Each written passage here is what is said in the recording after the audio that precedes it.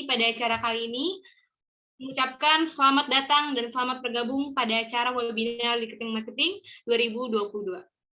Yang terhormat Bapak Mustafa selaku Direktur Politeknik SMI Jakarta. Yang terhormat Bapak Julius Jatmiko selaku Ketua Prodi Administrasi Bisnis Otomotif Politeknik SMI Jakarta beserta jajarannya. Serta kepada panitia dan teman-teman yang saya banggakan yang telah ikut serta dalam acara webinar Digital Marketing 2022 ini. Puji syukur kepada Tuhan Yang Maha Esa karena berkat rahmat dan hidayahnya kita dapat berkumpul di acara yang kita nanti-nantikan ini, yaitu webinar Digital Marketing 2022 dengan tema Dance Digital Edge Marketing Balance. Baik teman-teman, sebelum acaranya dimulai, saya akan membacakan peraturan webinar Digital Marketing. Peraturan untuk peserta yang pertama, peserta harus memasuki ruang meeting Zoom 15 menit sebelum acara dimulai. Yang kedua, peserta wajib menggunakan display name yang sudah disediakan saat webinar berlangsung. Untuk display name, peserta nomor urut, strip nama, contohnya 001 strip Rahma. Yang ketiga, wajib menyalakan kamera selama berjalannya acara, kecuali ada kendala. Yang keempat, peserta yang terkendala masuk harap menghubungi panitia acara. Yang kelima, peserta diharapkan menggunakan pakaian bebas sopan, berperilaku sopan, dan berbicara menggunakan bahasa yang sopan saat webinar berlangsung. Yang keenam, apabila peserta ingin bertanya, silakan menggunakan fitur raise hand atau melalui kolom chat Zoom jika terkendala. Yang ketujuh, peserta diperbolehkan bertanya jika sudah diizinkan moderator. Yang kedelapan, peserta yang ingin keluar Zoom meeting karena kondisi urgent pada saat webinar berlangsung, diharapkan untuk izin di grup WhatsApp dengan bukti dan alasan yang jelas. Yang kesembilan, peserta wajib mengisi daftar hadir saat webinar yang akan diinfokan melalui chat Zoom. Yang ke-10, bila peserta tidak mengisi daftar hadir dan tidak mengikuti acara sampai akhir tanpa ada bukti dan alasan yang jelas, maka peserta tidak akan mendapatkan sertifikat. Baik, selanjutnya saya akan membacakan rundown acara webinar Digital Marketing 2022 dengan tema Dance, Digital Edge Marketing Balance. Yang pertama ada pembukaan, yang kedua ada sambutan dari Kaprodi Abo yaitu Bapak Julius, ada sambutan dari Ketua Himpunan Himabo yaitu Dimas Oktajenata, dan sambutan dari Ketua Pelaksana kita yaitu Irma Amara Febriandri. Lalu selanjutnya ada materi, tanya jawab, games, foto bersama, dan penutup. Baik, sebelum dimulainya acara pada hari ini, alangkah baiknya kita berdoa terlebih dahulu menurut agama dan kepercayaan masing-masing. Berdoa dimulai.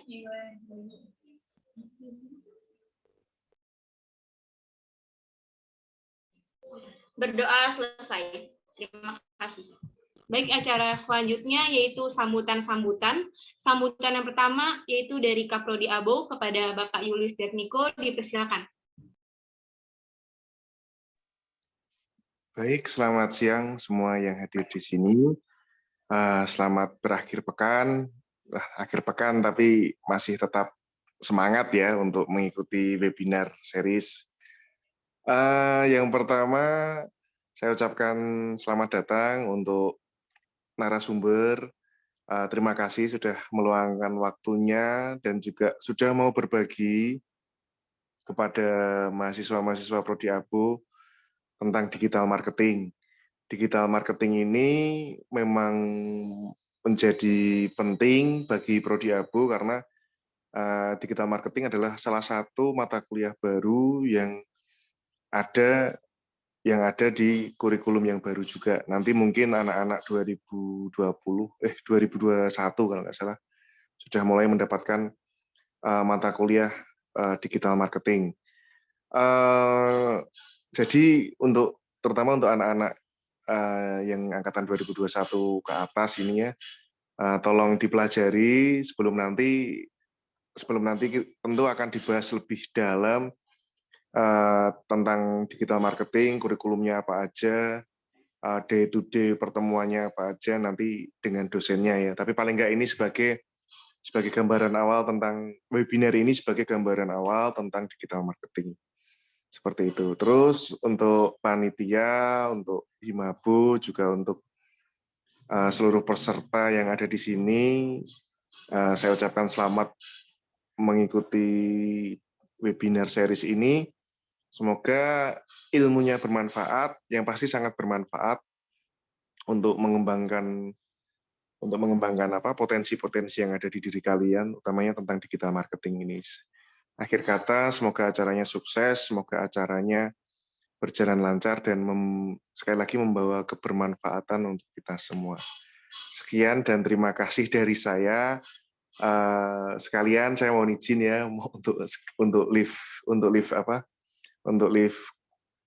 Zoom ini karena ada keperluan yang lain. Sukses dan sehat untuk kita semua. Terima kasih.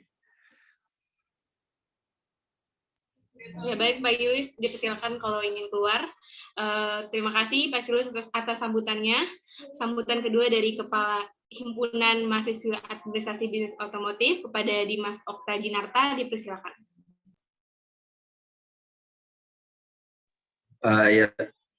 Assalamualaikum warahmatullahi wabarakatuh. Terima kasih untuk MC dan terima kasih juga untuk Pak Julius atas kesempatannya. Terima kasih juga untuk Bang Dimas sudah mengisi menjadi narasumber untuk webinar digital marketing ini, dan terima kasih juga untuk teman-teman panitia yang sudah menyiapkan webinar ini dengan baik. Mungkin ya benar yang dibilang Pak Julius tadi, untuk digital marketing ini benar-benar sangat dibutuhkan ya, apalagi di era industri 4.0 kali ini. Pemasaran secara digital ini benar-benar cukup masif ya untuk belakangan ini, dan seperti yang bisa kita lihat juga di media sosial sudah banyak banget pemasaran-pemasaran, bahkan merek-merek besar pun juga melakukan pemasaran secara digital. Jadi semoga untuk teman-teman peserta ilmunya dapat diterima dan dapat diterapkan dengan baik untuk kedepannya nanti. Mungkin untuk sambutan dari saya cukup sekian. Semoga acara ini dapat bermanfaat. Saya kembalikan lagi ke MC. Wassalamualaikum warahmatullahi wabarakatuh. Terima kasih Saudara Dimas atas sambutannya. Terakhir ada sambutan dari Ketua Pelaksana Webinar Digital Marketing 2022 kepada Irma Amara Febriandri, dipersilakan. Baik, Assalamualaikum warahmatullahi wabarakatuh. Selamat siang, salam sejahtera bagi kita semuanya. Om Swastiastu, Namo Buddhaya, salam kebajikan. Pertama-tama saya ingin menyampaikan rasa syukur kepada Tuhan Yang Maha Esa atas rahmat dan izinnya kita semua dapat berkumpul via Zoom untuk melangsungkan acara pada hari ini. Sebelumnya yang terhormat Bapak Julius Jatmiko NSEMM selaku Kaprodi Politeknik Jakarta, yang saya hormati Bapak Dimas Imam Perdana Putra SSTMM selaku narasumber spesialis digital marketing, dan Kak Dimas Okta Jinarta selaku Ketua Himpunan Prodiabo, juga tidak lupa seluruh pengurus yang terlibat pada acara kali ini. Saya mengucapkan terima kasih atas kesempatan dan kehadirannya yang telah meluangkan waktunya sekalian pada acara webinar digital marketing yang kami selenggarakan. Acara webinar digital marketing 2022 ini merupakan kegiatan yang diselenggarakan oleh Divisi Usaha Kreatif Himabo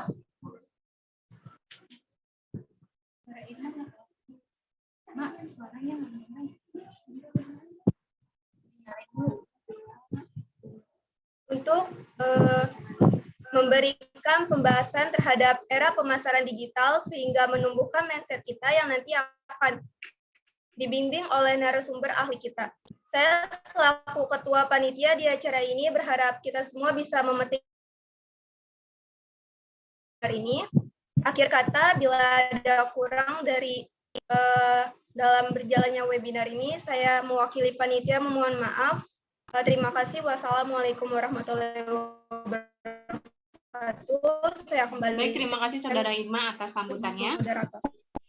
Baik, dikarenakan pembicara kita sudah hadir nih teman-teman, jadi langsung aja kita ke acara selanjutnya, yaitu penyampaian materi dari pembicara kita, yaitu Bapak Dimas Imam Perdana Putra SSTMM.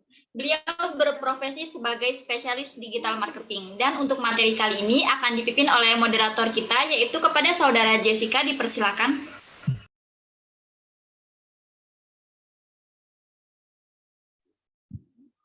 Baik, terima kasih kepada MC atas kesempatannya. Saya buka lagi terlebih dahulu. Assalamualaikum warahmatullahi wabarakatuh. Salam, Om Swastiastu, Namo Buddhaya, salam kebajikan. Perkenalkan, nama saya Jessica Kojalanantisa, selaku moderator yang akan memandu jalannya webinar pada hari ini. Sebelumnya, udah pada tahu belum nih kalau kita ada di sesi apa? Sesi ini sesi yang paling ditunggu-tunggu loh sama teman-teman semua. Kali ini kita ada sesi pemaparan materi oleh pemateri kita yaitu Bapak Dimas Imam Perdana Putra SSTMM. Kepada Bapak Dimas boleh saya hello dulu ke kita semua. Halo semua, Assalamualaikum, selamat siang. Kedengeran nggak suara saya? Sorry. Maaf Pak, ini suaranya belum masuk ya? Sudah masuk belum? Tes. Oh oke, udah masuk Pak. Gimana nih kabarnya? Alhamdulillah baik. Teman-teman gimana kabarnya? Sehat? Alhamdulillah baik. Lagi sibuk apa nih Pak? Ya sibuk nyari rezeki, ibadah sama keluarga. Kedengeran nggak suara saya sebelumnya ini? Apa putus-putus? Halo? Baik, sudah terdengar Pak. Jadi tanpa berlama-lama lagi, silakan kepada Bapak Dimas Imam Perdana Putra SSTMM untuk memaparkan materi ini. Oke. Sebelumnya, Assalamualaikum warahmatullahi wabarakatuh. Selamat siang semuanya. Terima kasih sudah memberikan kesempatan kepada saya untuk mengisi materi. Sebenarnya di sini saya bukan ngajarin, tapi saya sharing ya, apa yang sudah saya alami, saya praktekkan, dan saya kerjakan sebagai digital marketing spesialis selama kurang lebih 6-7 tahun di beberapa perusahaan atau brand yang sudah saya handle selama ini. Terima kasih juga kepada Himpunan Mahasiswa Administrasi Bisnis Otomotif yang sudah meluangkan waktunya juga pada saya untuk ngisi materi digital marketing ini. Langsung aja bisa di-share screen.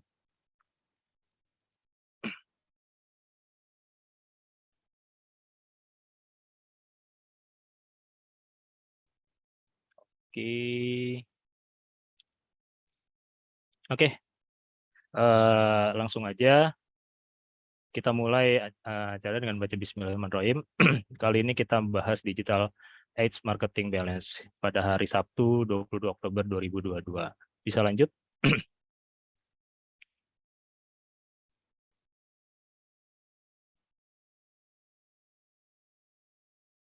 Oke, ada pepatah mengatakan tak kenal maka tak sayang maka tak cinta. Mungkin ada beberapa teman yang sudah kenal dengan saya ataupun ada yang belum gitu kan. Perkenalkan, nama saya Dimas Imam Perdana Putra, profesinya sebagai digital marketing spesialis. Saya adalah seorang digital marketing yang memiliki pengalaman di bidang terutama di bidang Facebook Ads, Instagram Ads, Google Ads kurang lebih 7 tahun dan sudah berkontribusi di beberapa brand atau perusahaan dalam hal awareness, engagement, dan conversion. Saya sibukannya itu bekerja di PT Spora Cipta Paramedia sebagai digital marketing. Lalu saya memiliki usaha yaitu digital.com, yaitu bergerak di advertiser digital. Nah, untuk pendidikan saya menempuh pendidikan di Sekolah Tinggi Manajemen Industri, jurusan Manajemen Bisnis Industri, Manajemen Bisnis Industri tahun 2008. Lalu saya melanjutkan lagi pendidikan di tahun 2017 di Universitas Esa Unggul, ngambil Magister Manajemen. Lalu di 2002 awal kemarin saya mengambil Certified Digital Marketing Specialist itu di Lembaga Sertifikasi Profesi Teknologi Digital. Nah, saya mendapatkan gelar lagi yaitu CDMS, Certified Digital Marketing Specialist. Bisa dilanjut?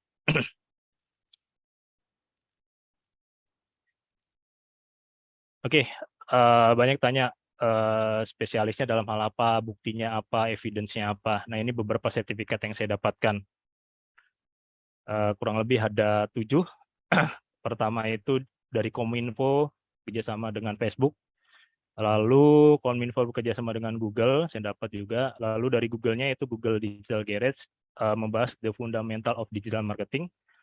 Lalu saya mendapatkan juga di Google Analytics itu untuk beginner dan sama advance. Lalu saya dapatkan sertifikat digital marketing spesialis di LSP. Ini ada 2 sebenarnya gabungan. Ini penyelenggaranya, ini LSP-nya yang CDMS. LSP itu lembaga sertifikasi profesi yang negara Indonesia, Republik Indonesia. Bisa lanjut aja.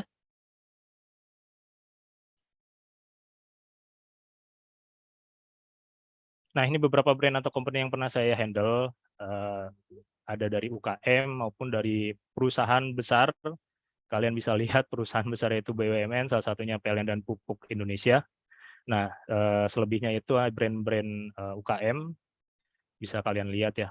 Lumayan banyak sebenarnya, cuma beberapa sih, lainnya sih ada lagi, cuma nggak muat takutnya slide-nya, takut panjang. Intinya saya banyak menghandle beberapa brand dan company, terutama company yang PLN dan Pupuk Indonesia itu BUMN. Itu saya pernah handle di digital marketingnya. Bisa lanjut aja. Nah, masuk ke pembahasannya teman-teman ya. Jadi hari ini kita mau bahas apa sih? Apa yang kita bahas ya kan? Digital marketing itu sebenarnya luas, tapi kita persempit lagi dan kita lebih spesifik lagi pembahasan hari ini. Yang pertama itu kita akan membahas apa itu digital marketing, kelebihan dan kekurangan digital marketing, type of digital marketing funnel, dan lalu kita lebih spesifik lagi apa itu Facebook Ads, kenapa harus Facebook Ads, terus faktor keberhasilan Facebook Ads, terus matriks dasar Facebook Ads, lalu kebijakan iklan Facebook Ads, lalu syarat sebelum menjalankan Facebook Ads, dan struktur Facebook Ads, lalu yang terakhir kita langsung praktek. Oke, bisa lanjut aja. Satu-satu kita bahas. Nah, apa sih itu digital marketing, teman-teman? Mungkin ada yang bisa jawab? Udah dikasih slide-nya langsung. Oke, langsung bahas aja. Oke, langsung aja. Next slide-nya, selanjutnya. Oke, digital marketing ini menurut saya itu adalah suatu proses pemasaran yang dilakukan pada platform digital dengan tujuan awareness, consider, dan conversion. Apa itu awareness, apa itu consider, dan conversion, nanti kita bisa lanjut di pembahasan selanjutnya. Bisa next aja.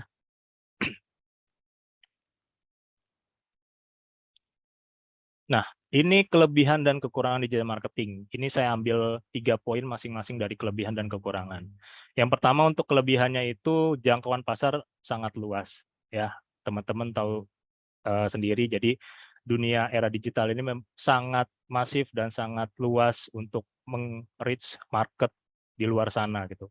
Nggak hanya Indonesia, bahkan di seluruh dunia gitu, dari Sabang sampai Merauke, dari Indonesia sampai ke kutub utara pun kalau terjangkau, masih ada akses internet, mungkin bisa terjangkau gitu. Jadi artinya pangsa pasarnya tuh luas. Lalu yang kedua yaitu hemat biaya. Dengan kita menjangkau pasar yang luas dan biayanya pun sangat murah gitu teman. Dibanding kita melakukan aktivitas marketing yang secara konvensional atau tradisional, itu sangat mahal dibanding dengan digital marketing. Lalu yang ketiga dapat diukur. Kenapa dapat diukur? Karena itu tadi kita ada pembahasan matriks. Matriksnya itu bisa kita ukur seberapa jauh sih iklan ini terjangkau gitu, seberapa tertarikkah iklan kita gitu kan. Nah, itu bisa keukur. Tapi kalau kita menyebar secara brosur, misalkan kita nyebarin brosur udah 1000. Nah, 1000 itu oke kesebar, tapi dari 1000 itu apakah brosur itu dipegang sama calon customer kita? Belum tentu kan, ada yang dibuang, ada yang buat kapal-kapalan, ya kan, macam-macam.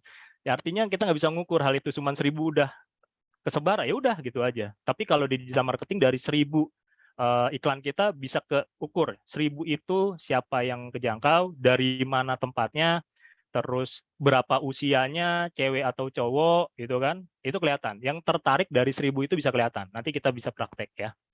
Oke, lanjut ke kekurangan. Yang pertama, di satu sisi ada kelebihan, di satu sisi pun ada kekurangan. Itu wajar, ya kan? Nah, yang kekurangan pertama yaitu adalah persaingan sangat banyak. Teman-teman tahu sendiri karena eranya digital, semua pelaku usaha, pelaku UKM, bahkan perusahaan besar pun sekelas PLN gitu kan, itu melakukan namanya aktivitas digital marketing. Artinya semakin banyak orang yang seperti saya melakukan hal itu, ataupun pelaku-pelaku usaha yang melakukan aktivitas digital marketing. Yang kedua, yaitu ketergantungan dengan teknologi. Artinya apa? Ya kita di sini memang ketergantungan dengan teknologi, terus lalu listrik gitu kan. Nah, kalau misalkan teknologi down, listrik down ya udah gitu, kita nggak bisa melakukan apa-apa. Aktivitas digital marketing kita akan terhenti.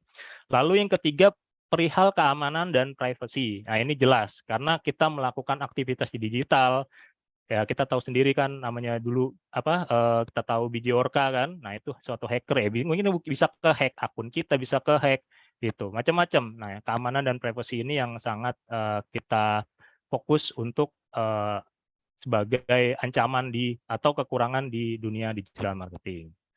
Oke, bisa langsung next saja.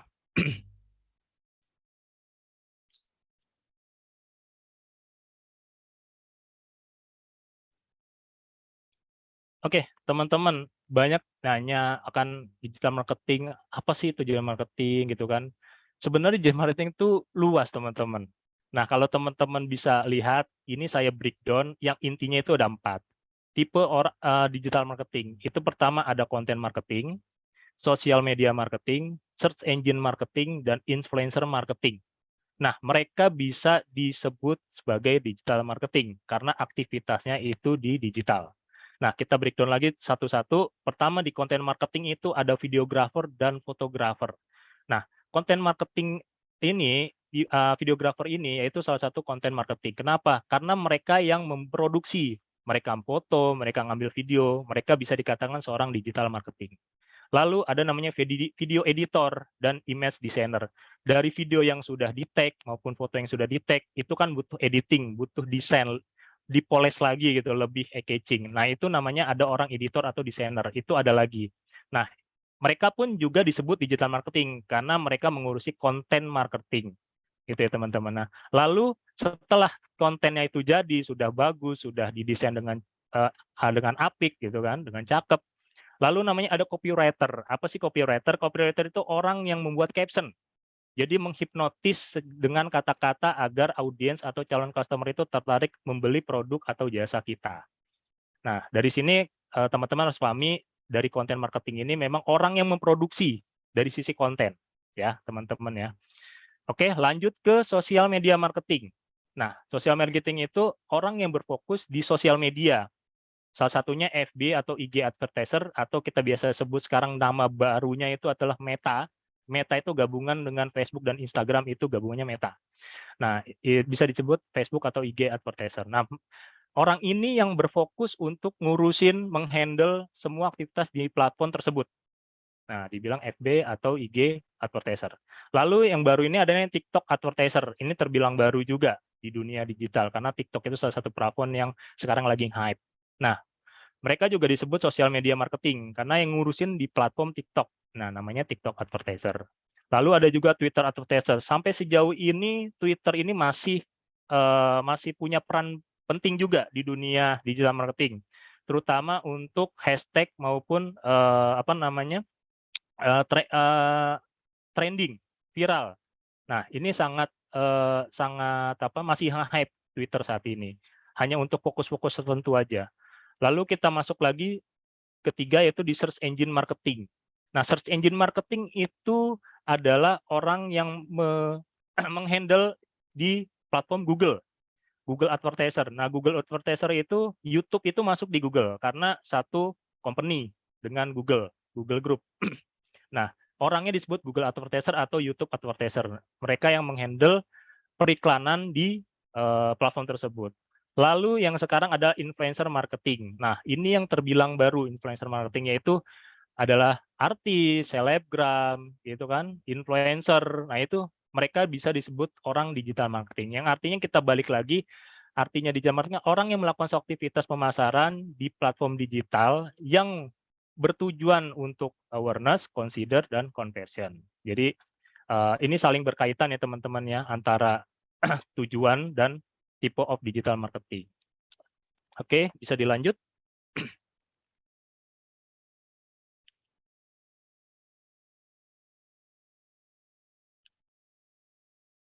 Nah, ini teman-teman. Jadi digital marketing funnel. Kalau teman-teman mungkin udah belajar namanya marketing funnel. Nah, di sini pun ada juga digital marketing funnel. Kurang lebihnya sama, cuma aktivitasnya berbeda. Ya, kalau marketing itu bisa secara konvensional, tapi ini saya bicara cukup di digital marketing funnel.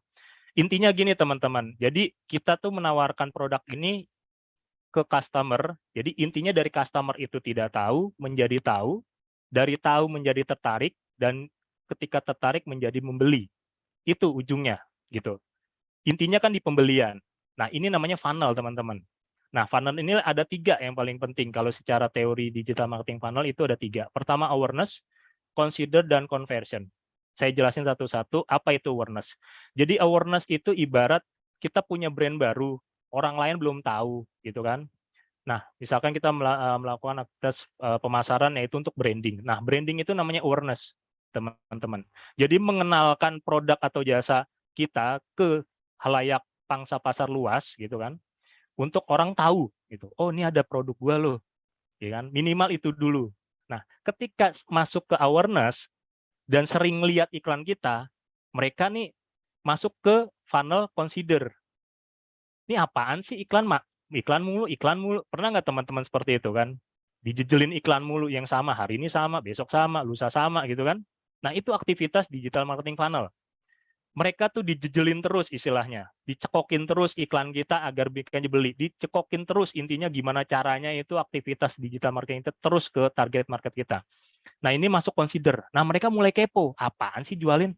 Oh, produk ini, oh fungsinya ini. Nah, ini consider, udah mulai masuk ranah consider. Ketika dia sudah tahu, ya kan, dia tertarik, nah, dia mempertimbangkan. Nah, inilah masuk ke conversion. Conversion itu mereka sudah mulai ngechat, japri atau DM gitu kan. Halo Kak, ini produknya harganya berapa ya? Oh ini free ongkir. Nah itu udah masuk conversion. Nah itu ranahnya nanti ada lagi nanti saya jelasin untuk hal conversion. Bagaimana orang atau customer ini bisa melakukan pembelian. Jadi intinya teman-teman ada 3 penting digital marketing funnel ini. Pertama awareness, consider, dan conversion. Sebenarnya banyak sih, tergantung dari scope industrinya. Tapi saya ngambil yang general aja, yang umumnya hanya 3, awareness, consider, dan conversion. Kurang lebih segitu. Bisa dilanjut?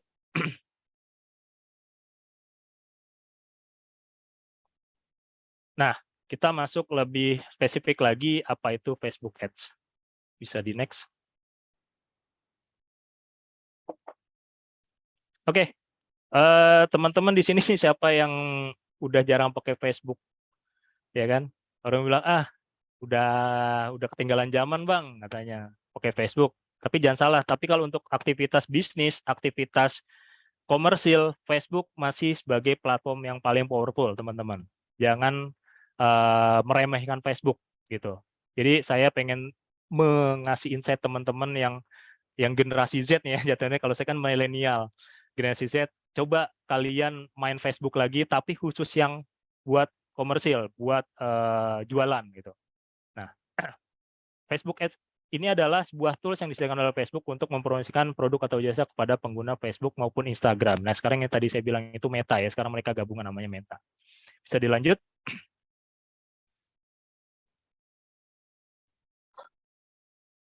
Nah, kenapa sih harus Facebook Ads? Lanjut. Nah, ini teman-teman datanya. Saya based on data itu ngambil data itu tahun 2021, Januari 2021 itu di website source-nya itu dari napoleoncat.com. Jadi napoleoncat.com ini istilahnya badan statistiknya untuk digital, pengguna era digital di situ. Nah, dari pengguna Facebook ini teman-teman bisa lihat total itu ada 171 ribu ya, 171.800.000 pengguna. Nah, kalau di breakdown itu 45,3%-nya itu di perempuan atau wanita, lalu 54,7% itu di pria atau laki-laki. Nah, teman-teman bisa lihat ini datanya. Umur dari 13 sampai 17 tahun itu masih pakai Facebook loh, gitu. Masih gitu. Artinya masih potensi. Jadi paling banyak itu di umur 25 sampai 34. Masih banyak yang menggunakan Facebook, teman-teman. Lalu kita pindah ke Instagram. Di Instagram itu memang tidak banyak dengan yang Facebook. Instagram itu hampir setengahnya lebih ya dari pengguna Facebook, yaitu 82.320.000. 52,6%-nya ini kebanyakan perempuan kalau Instagram. Nah, cowoknya itu 47,4%. Jadi kebalikannya antara Facebook dan Instagram. Jadi kalau di Facebook lebih banyak cowok, di Instagram lebih banyak cewek gitu kan. Nah, ini teman-teman bisa lihat dari umur 13 sampai 17 sampai 65 tahun ke atas masih banyak yang pakai Instagram. Ya kan, istilahnya bapaknya teman-teman nih udah masih pakai Instagram nih, umur-umur segini nih, 55 sampai 65 ke atas masih ada yang masih pakai Instagram atau maupun Facebook. Nah, mungkin data ini bisa jadi tolak ukur teman-teman, ini adalah potensi, ini adalah peluang pangsa pasar bahwa artinya ini luas banget teman-teman. Jadi teman-teman mau ngambil berapa persen nih market share-nya gitu, nggak usah semuanya deh, 1% dari misalkan kita fokus di Facebook aja, 1%-nya kan udah lumayan gitu kan. Kalau kejual semua, wah kali 10.000 aja keuntungannya, wah luar biasa gitu. Itu analoginya seperti itu aja sih kalau saya. Artinya ini masih besar gitu kan, Facebook dan Instagram itu masih sangat besar. Artinya selama kita pakainya secara produktif, menghasilkan uang, itu sangat luar biasa. Oke, bisa dilanjut? Nah, ini ada 5 alasan kenapa harus pakai Facebook Ads. Yang pertama, target marketnya bisa kita tentukan. Kita mau seperti apa marketnya, mau cewek cowok gitu kan, mau usia berapa, di mana lokasinya, atau mungkin kita punya usaha yang Bang pengen saya mau nargetin radius 5 km aja dari tempat lokasi saya. Bisa, sangat bisa gitu. Nanti kita coba praktek ya nanti di akhir. Lalu yang kedua itu bisa menampilkan konten yang beragam. Artinya konten itu bisa kita modifikasi baik secara video maupun foto. Nah, inilah kelebihannya juga. Jadi biar audiens itu nggak bosan lihat video aja atau ngelihat foto aja. Jadi kita bisa dinamis untuk memilih konten yang kita iklankan. Lalu jangkauannya yang luas, sudah pasti yang tadi saya jelaskan ada 171 juta kan potensi pangsa pasar di Facebook kita ambilnya. Lalu biaya iklannya sangat murah teman-teman. Ini 15.000 per hari dibanding jajan teman-teman lebih murah biaya Facebook. Sama rokok sebungkus masih murahan biaya Facebook. Ya kan sangat murah jadi teman-teman. Kalau teman kayaknya mahal ya Bang, enggak, 15.000 sehari teman-teman. Jadi kalau sebulan itu kurang lebih 450.000 ya, kurang lebih 450.000 sampai 500. Sangat murah. Sangat murah kalau untuk skup kita UKM itu sangat murah. Dibanding kita bikin brosur itu jauh lebih murah gitu teman-teman. Dan lalu sistem reportingnya lengkap. Jadi artinya bisa diukur. Nah, tadi yang saya jelaskan di awal. Jadi dari 1 hari kita bisa mendapatkan berapa sih jangkauannya, sebulan berapa, itu namanya matrix. Nanti kita bisa pelajarin di akhir. Oke, lanjut aja.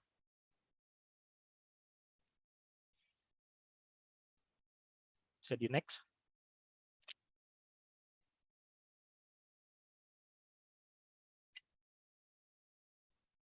Bisa di next. Oke, ini faktor keberhasilan Facebook Ads. Bisa dilanjut.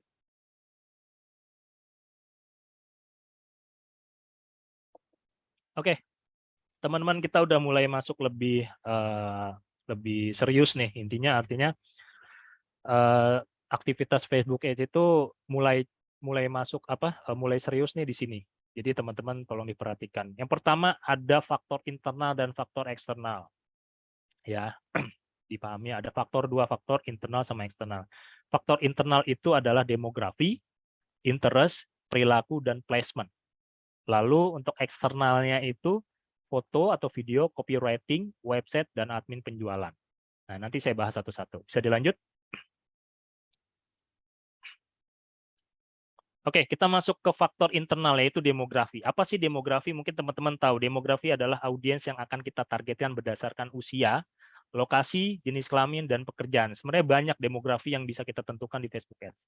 Ini yang dasar-dasarnya aja saya untuk saya jelaskan, saya bagikan. Jadi artinya kita bisa menentukan dari usia berapa, kita lihat dulu kita mau jualan produk apa misalnya. Produk misalnya baju anak ya kan, ya harus tahu nih target marketnya ke siapa. Berarti yang beli kan ibu-ibu gitu kan. Kebanyakan misalkan baju anak tuh ibu-ibu karena buat anaknya lebih konsen lebih ke ibu-ibunya dibanding bapak-bapaknya. Berarti kita nargetin jenis kelaminnya ibu-ibu. Usia berapa sih ibu-ibu muda saat ini? Berarti umur 27 sampai 40 mungkin masih worth it ibu-ibu muda misalnya. Nah, kalian harus tahu nih. Kalian harus tahu target market, target pasarnya ke siapa dulu. Itu yang paling penting. Setelah kalian menentukan produknya. Kita mau jualan baju anak dengan jualan properti beda.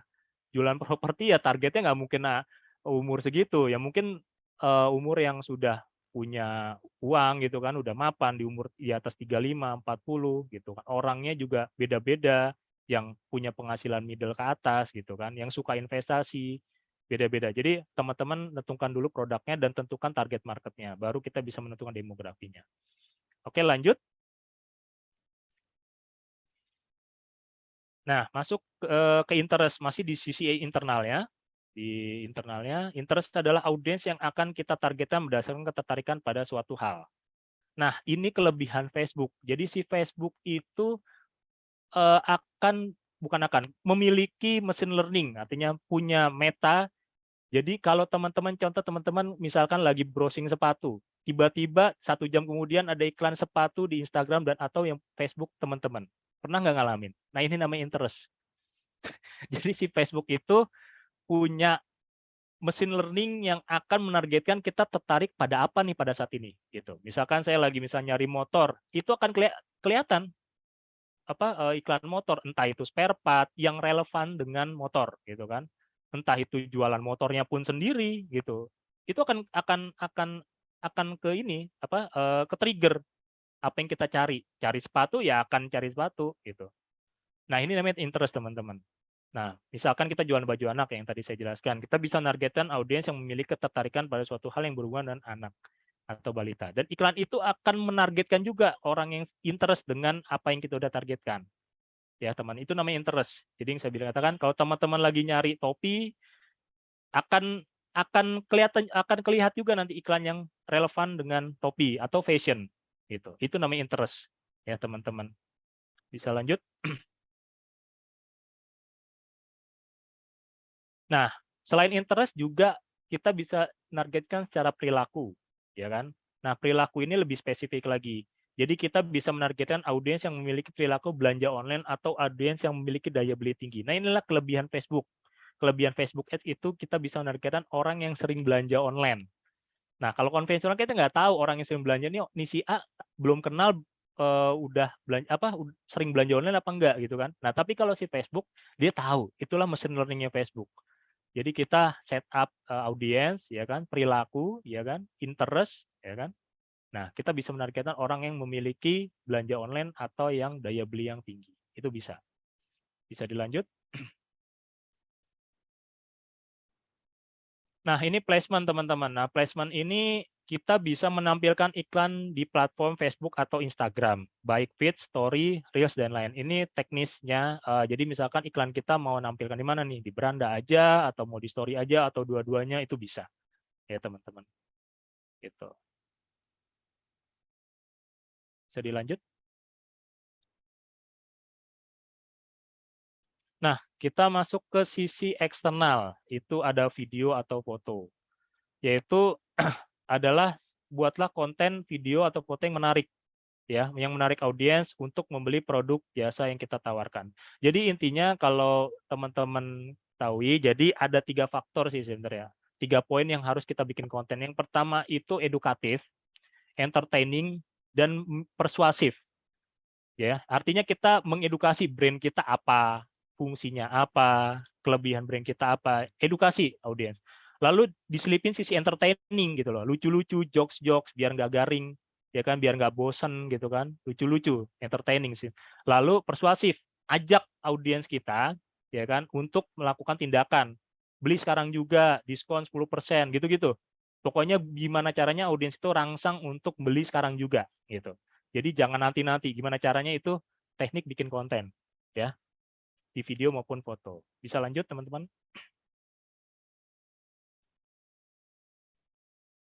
Sorry di sini ajan ya, saya break ajan dulu ya, sebentar aja ya. Ajan asar teman-teman.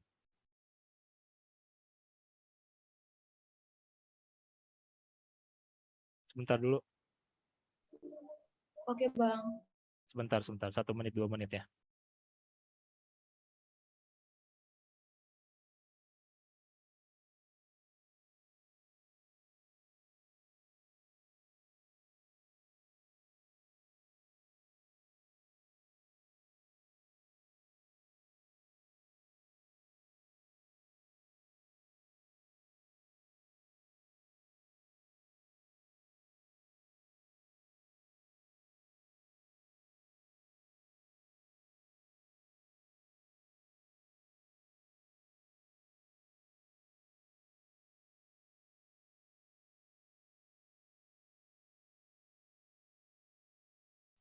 Oke, bisa dilanjut teman-teman. Sudah selesai. Lanjut ke copywriting.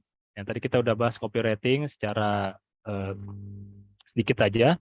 Nah, copywriting adalah serangkaian kata atau caption pada konten, ya kan? Jadi buatlah copywriting yang menarik, meyakinkan, dan sesuai dengan bahasa dengan target market kita. Gitu. Jadi kalau target marketnya ibu-ibu muda tadi pakai bahasa moms, ya kan, bunda, gitu kan? Ya pokoknya gitu. Jangan targetnya laki-laki bahasa pakainya bunda, moms, ya salah besar, gitu kan? Gitu kan. Kalau kita nargetin properti, hai bos, hai juragan, gitu-gitu copywriting-nya, gitu kan? Gitu. Pokoknya kita harus tahu target market kita pertama. Nah, kita improvisasi di sisi caption atau copywriting gitu. Jadi contohnya tadi kalau targetnya ibu-ibu pakai moms atau bunda gitu kan. Kalau misalkan kita jualan properti, mobil mewah, motor mewah, atau kan pakainya juragan, high boss gitu-gitulah.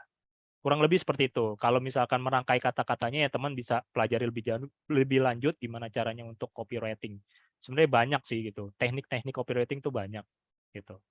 Oke, bisa lanjut.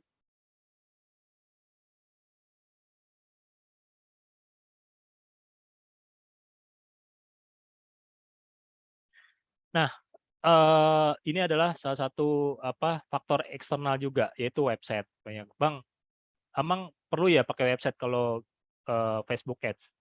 Saya bilang perlu dan saya sangat rekomendasikan. Bukan berarti nggak bisa iklan di Facebook Ads, bisa. Cuma saya merekomendasikan harus pakai website atau landing page. Karena kenapa? Karena website ini ibarat toko kita gitu kan, toko online kita. Artinya di digital gitu kan. Kalau kita nggak punya toko ya kita mau jualan di mana? Sangat perlu sih. Saya rekomendasikan perlu gitu.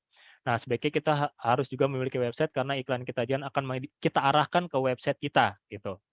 Nah, website itu harus memiliki poin penting. Yang pertama headline-nya secara unik gitu kan, powerful, lalu deskripsinya, produknya seperti apa, fungsinya, harganya gitu. Dan kalau bisa lebih baik disertakan testimoni dari konsumen atau pelanggan yang sudah membeli produk kita, ya kan? Jadi apa buktinya, ya kan? Kasih testimoni baik foto maupun video kan banyak tuh. Kalau teman-teman kita lihat buka satu website jualan, terutama anak cewek nih, cewek-cewek nih buka skincare gitu kan, skincare before after gitu kan, terus dia testimoni, saya udah pakai skincare A bagus, yang tadinya jerawatan jadi mulus gitu-gitulah. Nah, itu ada untuk rangsangan untuk customer untuk membeli produk kita. Nah, di website itu ada poin-poin itu.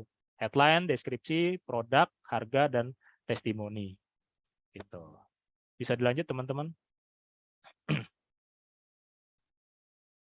Nah, dari situ ketika sudah dari website, mereka tertarik, pengen beli, caranya gimana? Berarti klik WhatsApp kan? Atau hubungi kami, kontak us, gitu-gitu. Nah, ini namanya admin penjualan. Ini adalah salah satu faktor eksternal juga. Yaitu admin penjualan itu ujung tombak dari terjadinya penjualan dari iklan yang kita jalankan. Jadi admin penjualan itu harus melayani dan follow up setiap ada chat dari calon pembeli produk atau jasa kita. Jadi admin ini harus fast respon, satset, gercep gitu. Paling lama itu 5 menit gitu kan. Itu SOP-nya, itu benchmark-nya admin penjualan itu ngechat itu rata-rata itu 5 menit gitu. Nggak boleh lebih gitu, nggak boleh slow respon, harus. Itu standarnya udah gitu. Jadi admin penjualan itu harus cepat, harus gercep. Makanya admin penjualan kalau misalkan banyak chat, banyak traffic yang masuk, nanya-nanya produk kita atau jasa kita, itu harus standby. Nah, inilah fungsinya karena mereka ujung tombak, teman-teman. Jadi jangan slow respon sedikit aja, ya kan? Udah cari kompetitor lain dia gitu. Jadi gimana caranya ketika chat masuk direspon dulu. Seperti itu. Oke, teman-teman bisa di next. Nah, ini matriks dasar Facebook Ads. Bisa di next biar cepat. Nah, ini ada beberapa matriks aja dasarnya sih. Sebenarnya banyak banget puluhan matriks yang ada di Facebook Ads. Cuma ini yang dasar dan yang famous, ya kan. Yang pertama itu ada namanya budget. Jadi artinya di sini adalah jumlah biaya yang kita keluarkan untuk iklan. Di situ kita bisa ngukur budget udah berapa kita keluarkan hari ini, 1 minggu, 1 bulan, itu kelihatan. Lalu namanya impresi. Impresi itu artinya berapa kali iklan kita tampil, ya kan? Berapa kali iklan kita muncul. Nah, itu namanya impresi. Lalu di sini ada namanya jangkauan. Itu berapa orang yang melihat iklan kita gitu. Jadi jadi apa bedanya Bang? Di sini beda. Impresi dan jangkauan itu, kalau impresi itu berapa kali tampil atau tayang, kalau jangkauan berapa orang yang melihat iklan kita. Contoh, impresinya 100, jangkauannya 50. Berarti satu orang 2 kali ngelihat iklan kita. Itu teman-teman contohnya. Jadi kalau impresinya 100, jangkauannya 50, jadi dari 50 orang itu ngelihat 2 kali iklan kita. Gitu. Ya, paham ya sampai sini ya. Jadi bedakan antara impresi dengan jangkauan. Impresi itu tayang berapa kali tayang atau tampil. Nah, tapi kalau jangkauan itu berapa banyak orang yang melihat iklan kita. Kalau misalkan impresinya 100, jangkauannya 100, berarti masing-masing orang dari 100 itu melihat satu iklan kita, satu kali iklan kita. Gitu ya, teman-teman bisa dipahami. Lalu di sini ada namanya klik. Jadi jumlah orang yang mengklik iklan kita. Jadi dari konten sudah tampil, tertarik, dia ngeklik, ya kan? Entah itu ngekliknya ke website atau langsung ke WhatsApp kita. Itu namanya call to action button. Nanti bisa saya jelaskan di sesi prakteknya, nanti saya jelasin. Lalu adanya namanya click to rate atau CTR, yaitu presentasi berapa kali orang melihat iklan kita dan mengklik iklan kita. Jadi misalnya tadi dilihat, misalkan kita terimpresi 100 misalkan, terus yang ngeklik dari 100 itu 10, berarti 10%, gitu aja logikanya. Rasionya, CTR-nya. Itu namanya, terus ada lagi namanya cost per mil, CPM, itu biaya rata-rata untuk per 1000 impresi. Jadi kita tadi bilang nih 1000 impresi kan, impresi. Jadi 1000 impresi misalkan kita dibiayain 10.000 gitu kan. Nah, itu kita namanya CPM. Ada 20.000, tergantung macam-macam. Besaran CPM itu bisa di banyak faktor, dari lokasi, terus dari banyaknya audiens yang kita jangkau gitu kan. Macam-macam, dari sisi konten pun bisa gitu. Lalu ada lagi namanya cost per result. Jadi biaya rata-rata untuk per satu kali result. Misalnya kita objektifnya kita misalkan chat gitu kan, objektif gitu kan, objektif iklan kita chat. Nah, berarti kita ngeluarin 15.000 sehari cuma dapat 1 chat. Berarti biaya 1 kali result itu 15.000. Kalau dapatnya 2 chat berarti 15.000 bagi 2, berarti per resultnya itu 7.500. Gitulah.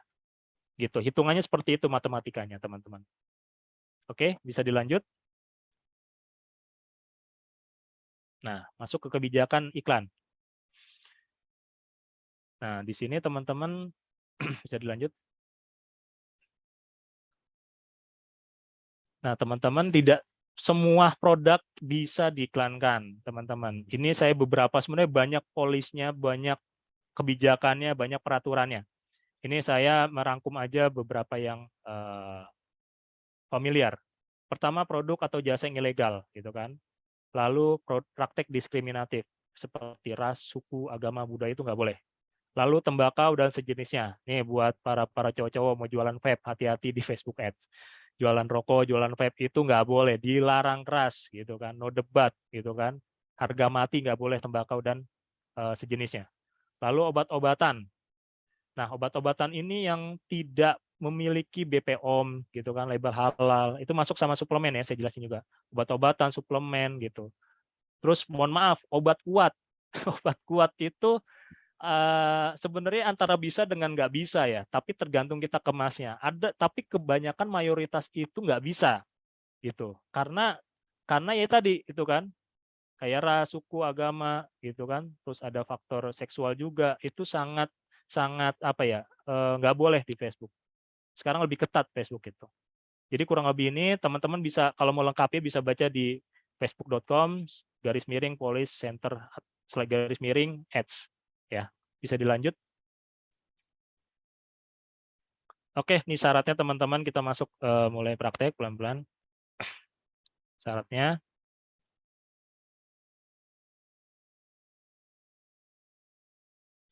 Nah, ini syaratnya. Wah, Bang, banyak banget ya. Emang begini. Inilah seorang digital marketing, ini baru platform Facebook gitu kan. Saya handle tuh Google juga. Ya begini. Kerjaan saya ya seperti ini juga gitu kan. Yang pertama, kalian harus tentukan produk atau jasa yang akan dijual gitu. Saat Facebook Ads mau jualan apa, yang ada yang mau dijual, nggak bisa kita iklankan kan. Lalu yang kedua, konten atau video atau foto yang kita mau iklankan. Kalian harus prepare juga. Nah, lalu kalian juga harus punya akun Facebook profile. Ya, teman-teman kan mungkin ada yang udah nggak main, coba diaktifin lagi Facebook profilnya.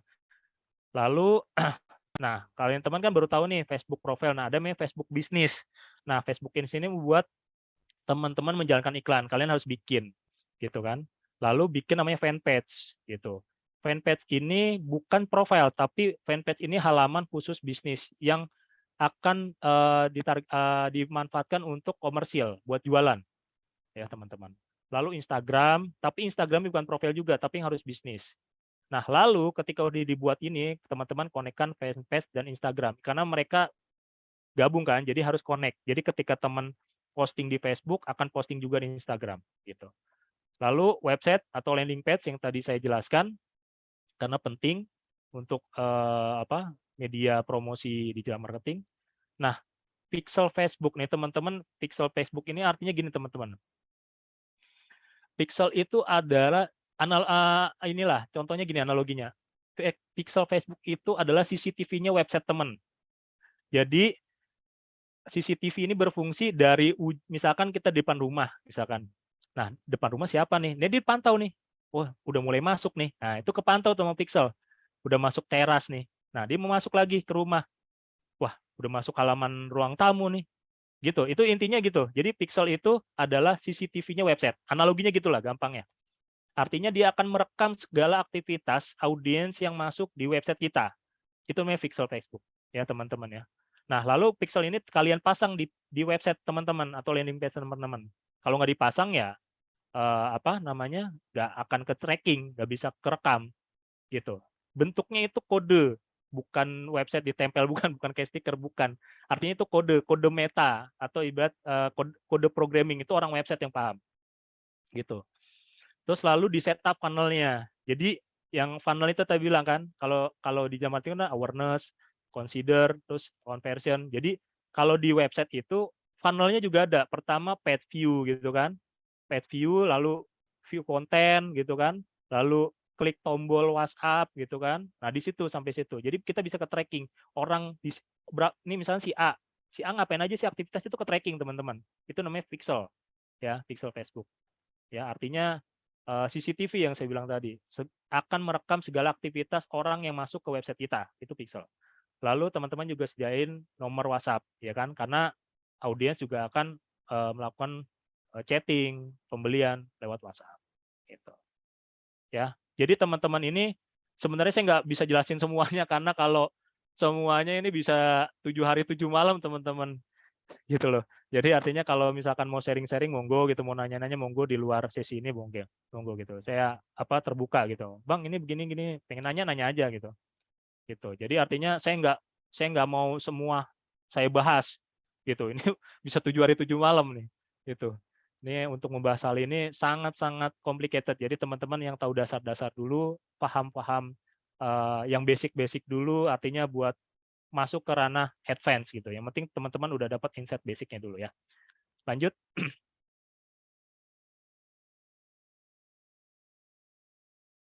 Nah, kita masuk ke struktur Facebook Ads Manager. Lanjut.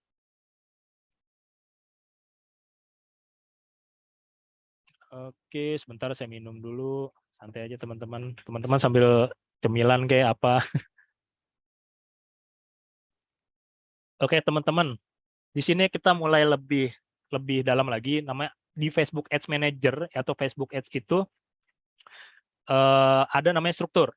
Yang pertama campaign, yang kedua ad set, yang ketiga ads atau konten. Bisa lanjut? Nah, campaign. Jadi kita sebelum masang iklan, kita harus tahu dulu objektifnya apa. Kalau teman-teman objektifnya buat branding atau awareness jangkau luas-luasnya, teman-teman harus memilih objektif reach atau jangkauan. Ya, bahasa Indonesianya jangkauan, bahasa Inggrisnya reach. Lalu teman-teman kalau mau kontennya banyak engagement, banyak ngeklik, banyak yang nge-like, komen, dan share, pilih yang consider, itu masuk ranah consider. Pilihlah objektif yang interaksi gitu atau traffic. Jadi saya punya konten nih gitu. Ataupun bisa teman-teman mau personal branding, ada foto teman gitu kan, teman-teman Mau diiklankan bisa, objektifnya banyak yang like, banyak yang komen, banyak yang share bisa gitu. Nah, ini namanya consider di campaign consider. Lalu conversion. Nah, teman-teman objektifnya pingin penjualan, ingin adanya namanya sales revenue, itu masuknya objektif conversion. Yaitu pilihlah objektif untuk penjualan atau sales, lead atau prospek. Jadi orang yang akan kita menargetkan orang yang sering melakukan penjualan. Ini meta atau mesin learning-nya si Facebook. Ini nggak bisa diganggu gugat. Jadi si Facebook itu akan menargetkan orang yang sesuai dengan target kita, objektif campaign kita. Itulah keunggulannya Facebook. Teman-teman nggak usah mikir pusing-pusing. Lo objektifnya apa? Pengen conversion, ya udah. Ini gue kasih arahin penjualan, kata Facebook gitu. Pakai penjualan atau lead atau prospek gitu. Kalau misalkan objektif yang pengen branding, ya udah pakainya yang reach objektifnya. Nanti kita bisa praktikkan di dashboard ya. Lanjut teman-teman.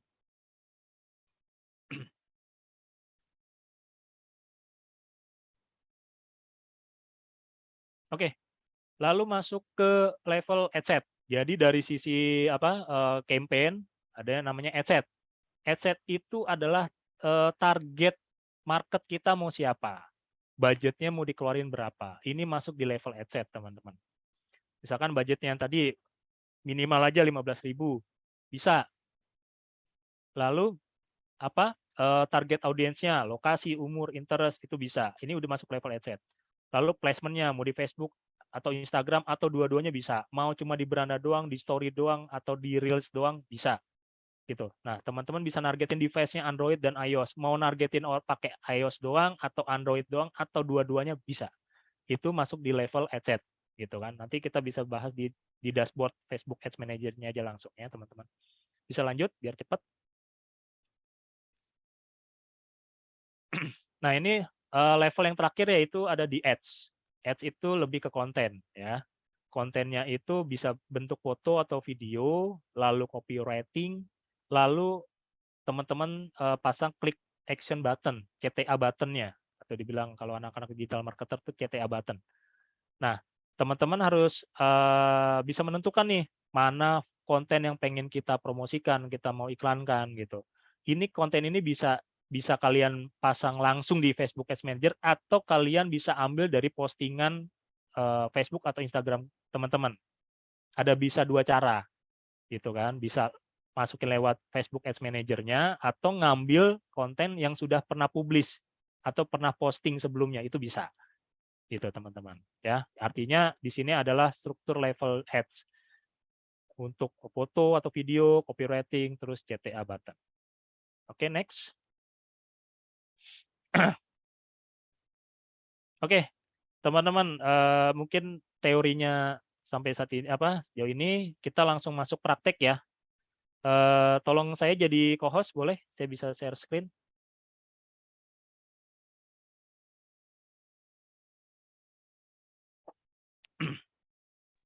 Boleh Bang. Oke. Ya. Oke.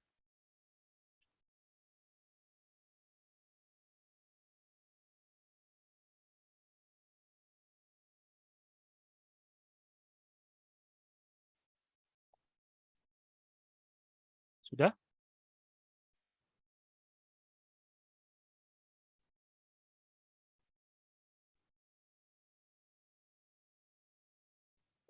Sudah jadi host Bang. Bisa share. Sudah, oke. Sebentar.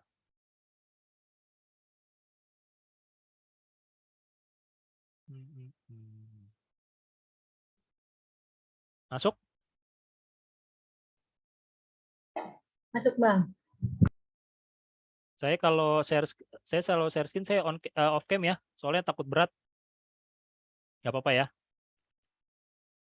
Kalau saya share screen. Oke, teman-teman bisa dilihat ini namanya dashboard Facebook Ads. Kelihatan nggak teman-teman? Kalau belum kelihatan, bilang ya. Kelihatan Bang, kelihatan. Aman ya. Berapa campaign yang saya udah jalankan? Itu kelihatan 500. Berapa? Ayo, nih di bawah tuh. Kelihatan nggak? 516. Ini yang paling bawah. Ini campaign yang lagi jalan, ada yang terjadwal. Ini namanya Facebook Ads Manager, teman-teman. Ya, teman-teman harus tahu. Nah, lalu sebentar, saya dari awal dulu deh. Pertama kita masuk Facebook, jadi syaratnya itu harus dipenuhi dulu ya. Jadi teman-teman harus belajar lebih lagi di luar sesi ini, teman-teman bisa cari referensinya di Google atau di YouTube. Teman-teman harus apa namanya improve lah, ya kan, upgrade. Nah kan, nah dari tampilan ini masuk tampilan Facebook. Di sini kita klik di pojok kanan menu, lalu masuk ke pengelolaan iklan. Gitu, ya. Nah tampilannya segini. Tampilan seperti ini, ya ini kan ini apa ininya aja sih apa tampilan awal, lalu klik yang paling bawah kampanye. Nah ini kita mulai praktik teman-teman ya. Nah di sini ketika sudah syaratnya yang sudah dijalankan, teman-teman tinggal menjalankan setup iklan. Pertama yaitu tentukan dulu objektifnya teman-teman yang tadi saya jelaskan. Objektifnya banyak itu teman-teman. Objektifnya ada awareness, traffic, interaksi, prospek, promosi aplikasi. Jadi misalkan teman-teman seorang developer gaming atau developer apps, pengen iklan apps-nya biar banyak diinstal bisa gitu. Lalu penjualan yang tadi saya bilang sales revenue, orang objektifnya untuk langsung beli itu bisa. Nah, kita ambil contoh yang kita buat branding dulu ya, gitu kan. Ambil objektif awareness, teman-teman. Tinggal diklik lanjutkan. Ya. Oke. Lalu setelah ini levelnya nih, ini level campaign. Tadi kan kita udah nentuin campaign-nya apa objektifnya, ya kan? Kita menentukan untuk branding, berarti awareness atau reach. Nah, masuk ke level ad set nih yang di sini nih pojok kiri atas. Nah, ya kan? Misalkan kita teman-teman bisa namain misalkan tes campaign, misalkan tes campaign awareness gitu kan. Satu misalnya. Ini terserah bebas, ini opsional kalau teman-teman mau pakai nama apa. Lalu masuk level ad set. Ini namanya ad set, teman-teman. Ini tes ad set 1 gitu. Ya. Nah, ini banyak fanpage yang saya kelola gitu kan. Ya kan? Ini misalkan tour and travel, ya kan? Ini ambil contoh aja nih. Gitu. Nah, budgetnya berapa? Gitu. Ya kan? Misalkan 15.000 gitu. 15.000 atau 20.000 lah. Jangan minim-minim banget 20.000. Itu minimal 15 ribuan sih teman-teman. Nah lalu teman-teman bisa nentuin nih iklan ini mau kapan jalannya. Mau hari ini, mau besok bisa. Misalkan besok setting tanggal berapa, jam berapa mau dijalankan. Misalkan jam 6 pagi bang, misalkan. Boleh. Mau sampai kapan? Misalkan 1 minggu atau misalkan akhir bulan, misalkan. Mau sampai jam berapa? Misalkan jam 23.00 sampai jam 11 malam di tanggal 31-nya nanti. Bisa. Nah, ini. Nah, ini kita ambil contoh, ini salah satu brand yang saya kelola itu NRA Tour and Travel, yaitu bergerak di bidang tour and travel umroh, spesialisnya umroh gitu. Nah, produk yang ditawarkan seperti apa sih kalau misalkan umroh gitu kan. Nah, kita tahu misalkan berarti orang-orang yang muslim gitu ya, gitu. Terus yang punya ketertarikan terhadap Arab Saudi, Uni Emirat Arab gitu. Nah, teman-teman di sini bisa nargetin lokasi. Misalkan targetin Indonesia, misalkan ya kan. Nah, teman-teman bisa nih. Gitu. Atau mau di Jakarta aja bisa gitu. Gitu ya. Mau Indonesia atau Jakarta aja bisa gitu. Atau misalnya mau di daerah spesifik STMI. STMI jalan apa sih? Jalan Jenderal Suprapto ya? Suprapto tulisannya Suprapto. Misalnya Jalan Jenderal Sudirman misalnya, Jalan Sudirman aja. Nah, bisa nih teman-teman, mau radius berapa, itu bisa. Radius 1 kilometer dari Jenderal Sudirman, itu kelihatan tuh, ke mapping kan? Ya kan? Nah, atau 5 kilometer dari Jenderal Sudirman bisa. Nah, lalu target umurnya berapa? Gitu. Kira-kira orang yang mau umroh, haji itu umurnya berapa? Berarti kisaran umur 35 rata-rata sampai 65, ya kan? Nah, untuk usianya itu wanita maupun pria bisa. Nah, ini demografinya. Nah, teman-teman tuh harus tahu targeted produk atau jasa teman-teman itu seperti apa. Nah, misalkan kita kan ambil case ini kan tour and travel ya, berarti orang yang suka dengan tahu Arab gitu kan, ketik Arab aja gitu. Nah, klik aja. Arab Saudi, terus Arab, ketik aja gitu kan. Misalkan Arab gitu-gitu ya. Ini namanya interest teman-teman yang tadi dijelaskan. Saya jelaskan dari awal teorinya. Nah, kita bisa interest itu menentukan interest banyak ya. Bisa mau 2, mau 3, berlebih silakan gitu. Nah, lalu bisa kita persempit atau kita kecualikan gitu kan. Jadi kecualikan ini kita nggak mau nargetin orang yang misalnya jaringannya 2G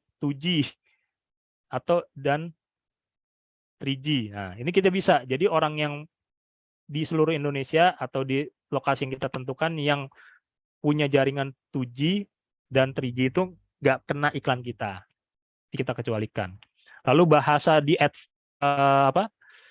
device-nya apa? Biasanya orang rata-rata Indonesia sama Amerika, Inggris, Amerika.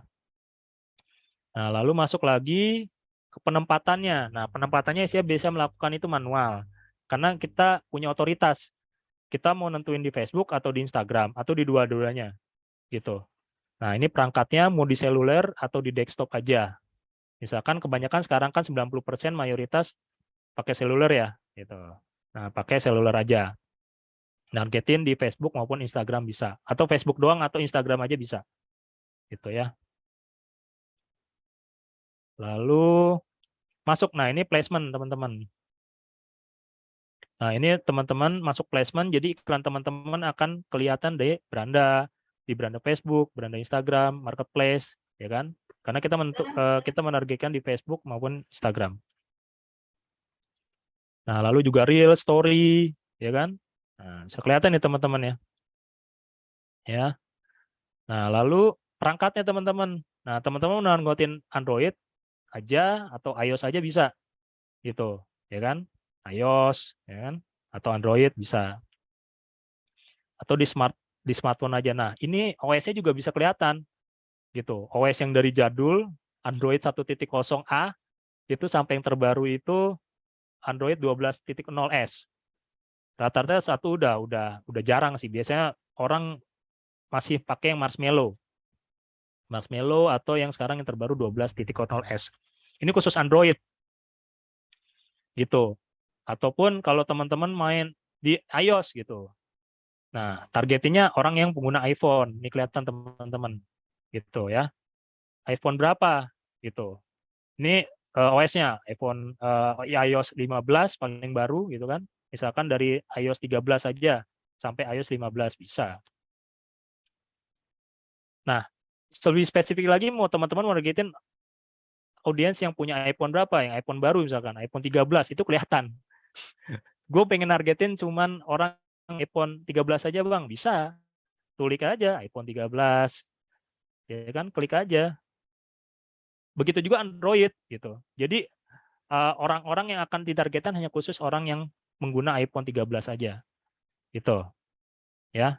Contohnya gini. Ini contohnya seperti ini. Oke. Nah, di sisi ini potensinya teman-teman di pojok kanan atas, teman-teman bisa lihat. Jadi di Jakarta, dari data Facebook, bukan di Jakarta, sorry, di Jalan Jenderal Sudirman, radius 5 km pengguna iPhone 13 itu ada 8.100 sampai 9.500 orang. Ini ke data sama Facebook. Berarti banyak juga kan pengguna orang yang punya iPhone 13 gitu.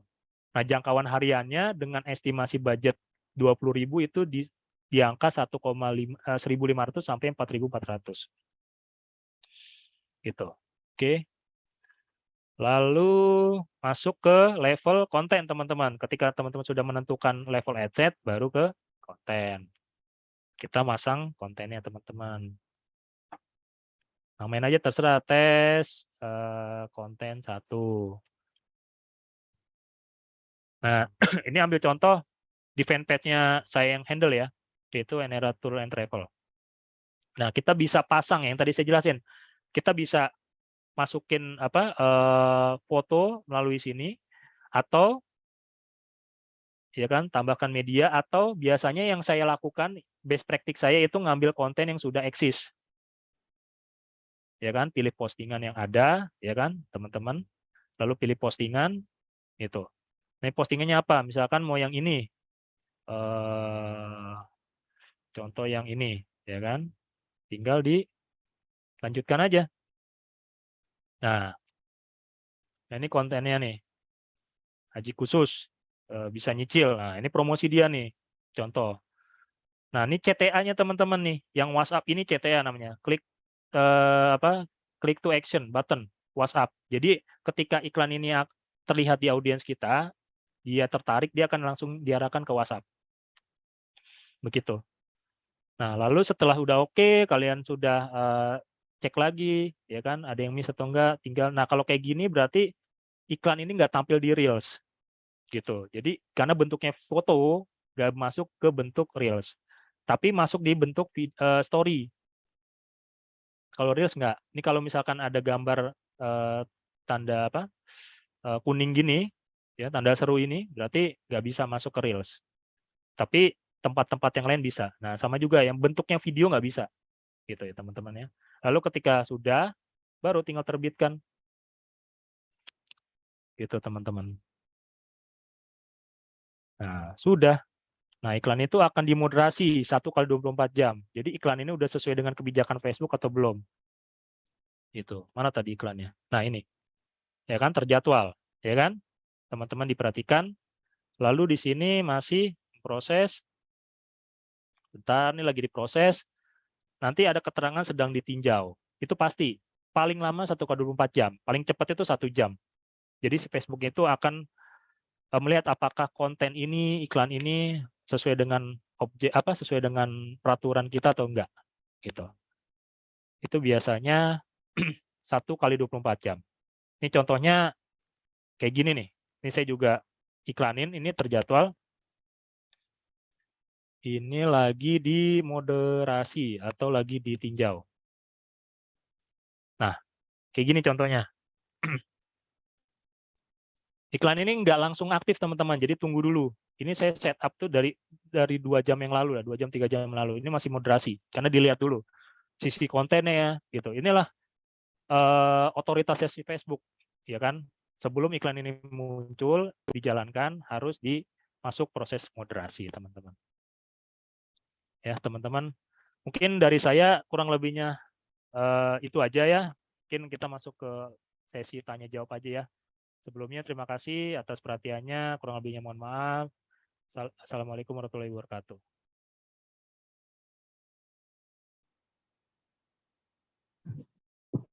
Waalaikumsalam warahmatullahi wabarakatuh. Terima kasih kepada Bapak Dimas Saputra atas pemaparan yang luar biasanya dan menambah pengetahuan baru bagi kita semua. Nah, teman-teman semua, saat ini kita memasuki sesi tanya jawab. Jadi, untuk teman-teman yang ingin bertanya, silakan menggunakan fitur raise hand atau bagi yang terkendala, silakan menggunakan kolom chat Zoom untuk bertanya.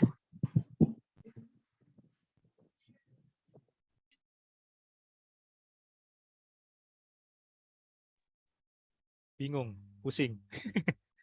Pusing nggak teman-teman?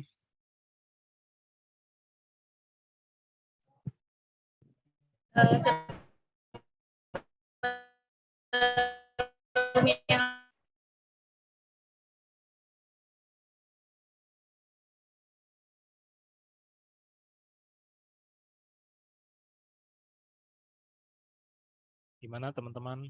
Ada pertanyaan?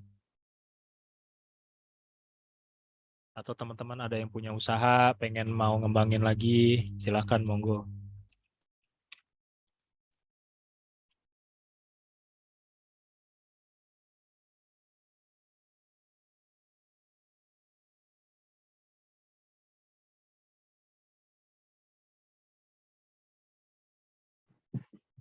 Pertanyaan dari saya, Bagaimana memaksimalkan digital marketing jika target market kita ini jarang untuk bermain sosial media? Contohnya ibu rumah tangga atau bapak-bapak yang bahkan nggak praktek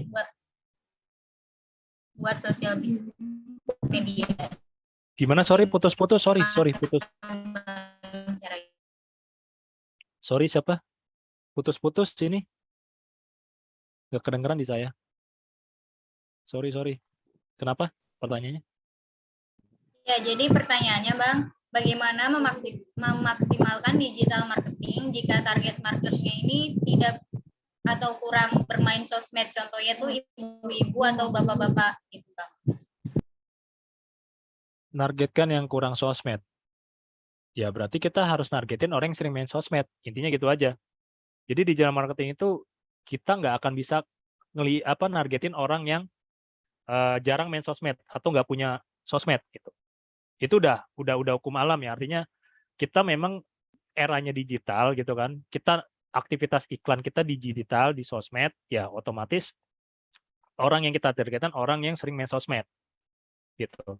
Jadi kalau misalkan jarang main sosmed ya berarti aktivitasnya bukan digital marketing, tapi konvensional atau tradisional marketing. Gitu. Artinya kita harus tahu nih kalau misalkan kita target marketnya digital, otomatis orang yang kita targetkan pun juga yang sering main digital atau main sosmed, yang suka melakukan aktivitas digital. Gitu sih teman-teman. Jadi ya berbanding terbalik sih antaranya kita mau nargetin digital tapi kita mau nargetin bapak-bapak atau ibu-ibu yang jarang main sosmed. Seperti itu sih. Mungkin bisa terjawab.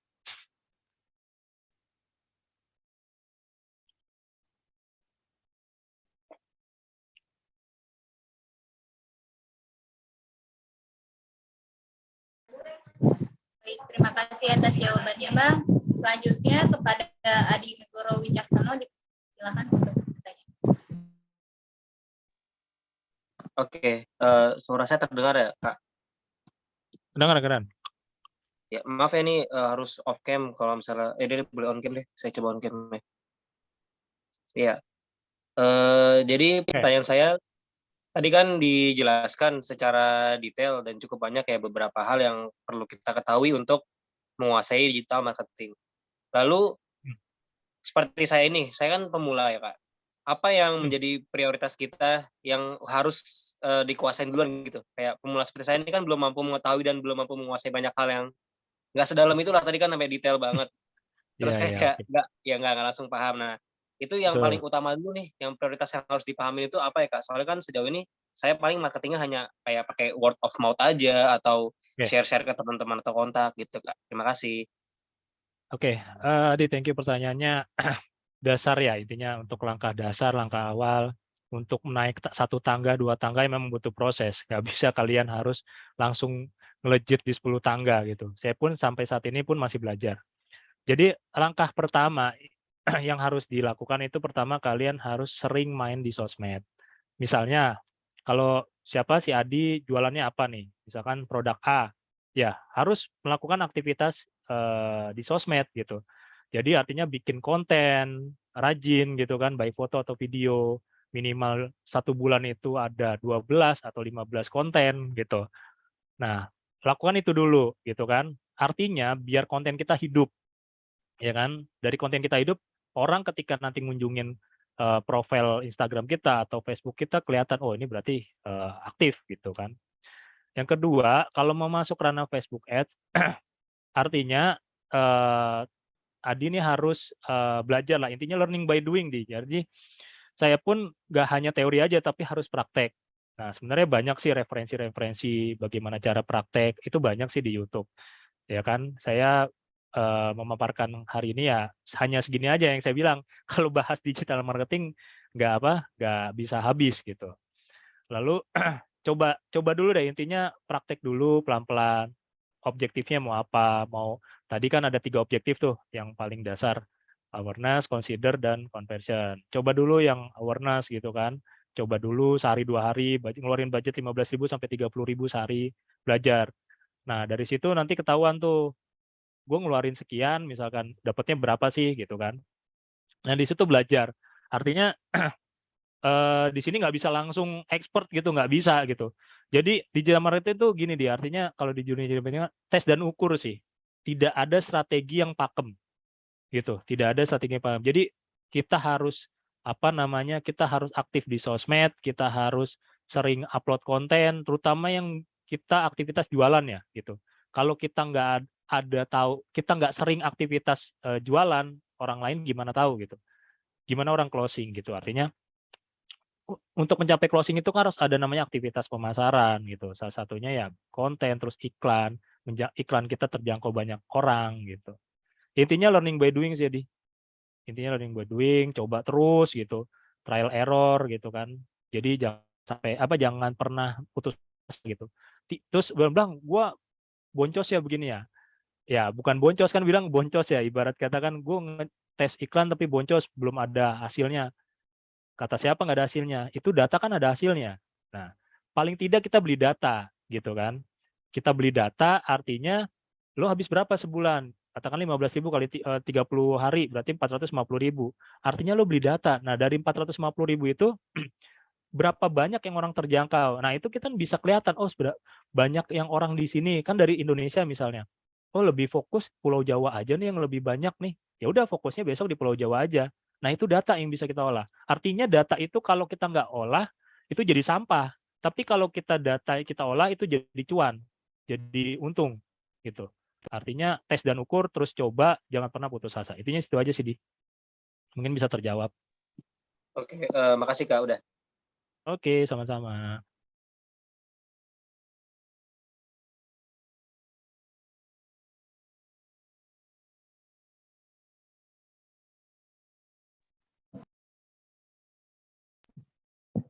Bagaimana Saudara Adi untuk jawabannya? Apakah sudah jelas? Sudah aman, terima kasih.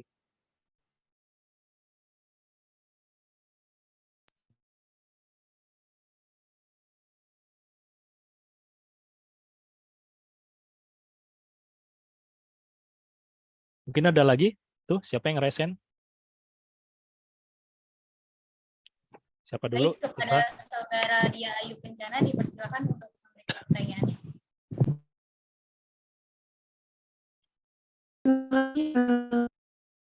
Atas kesempatannya.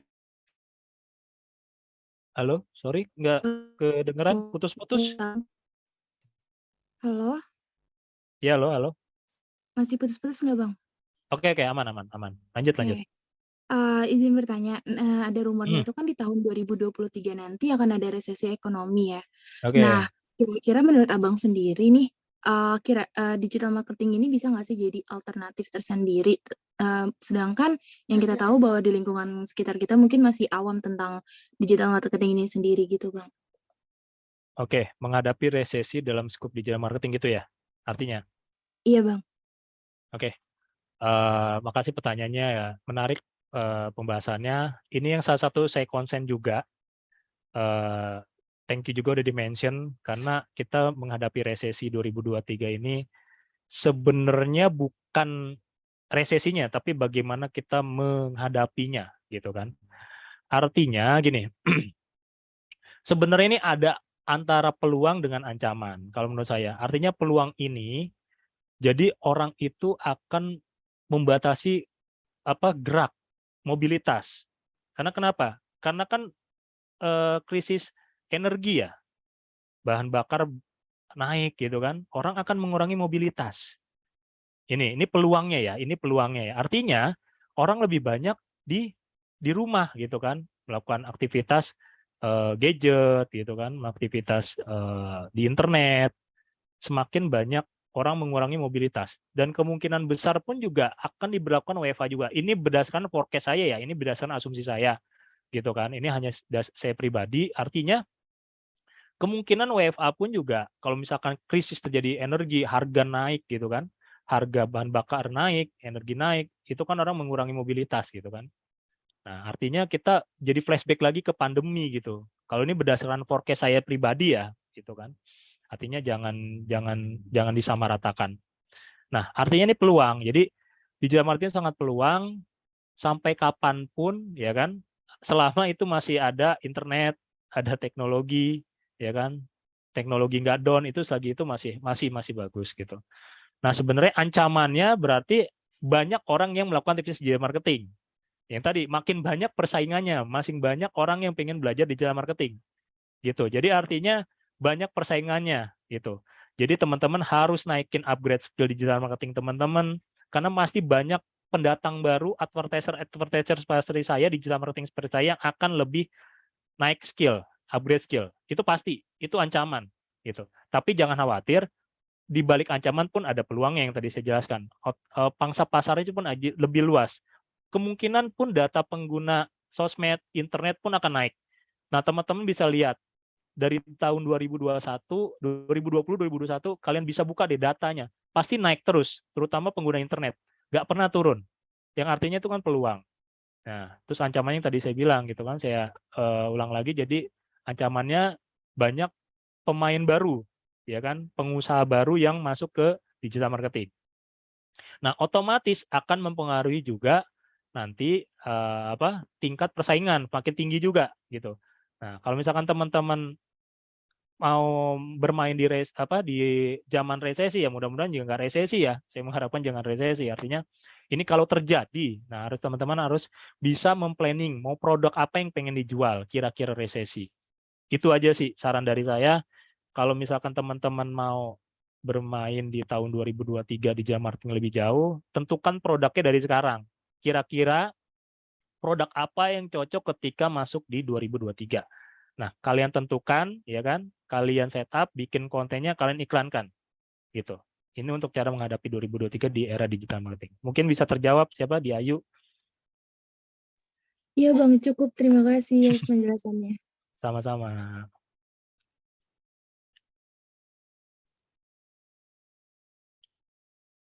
Mungkin ada lagi?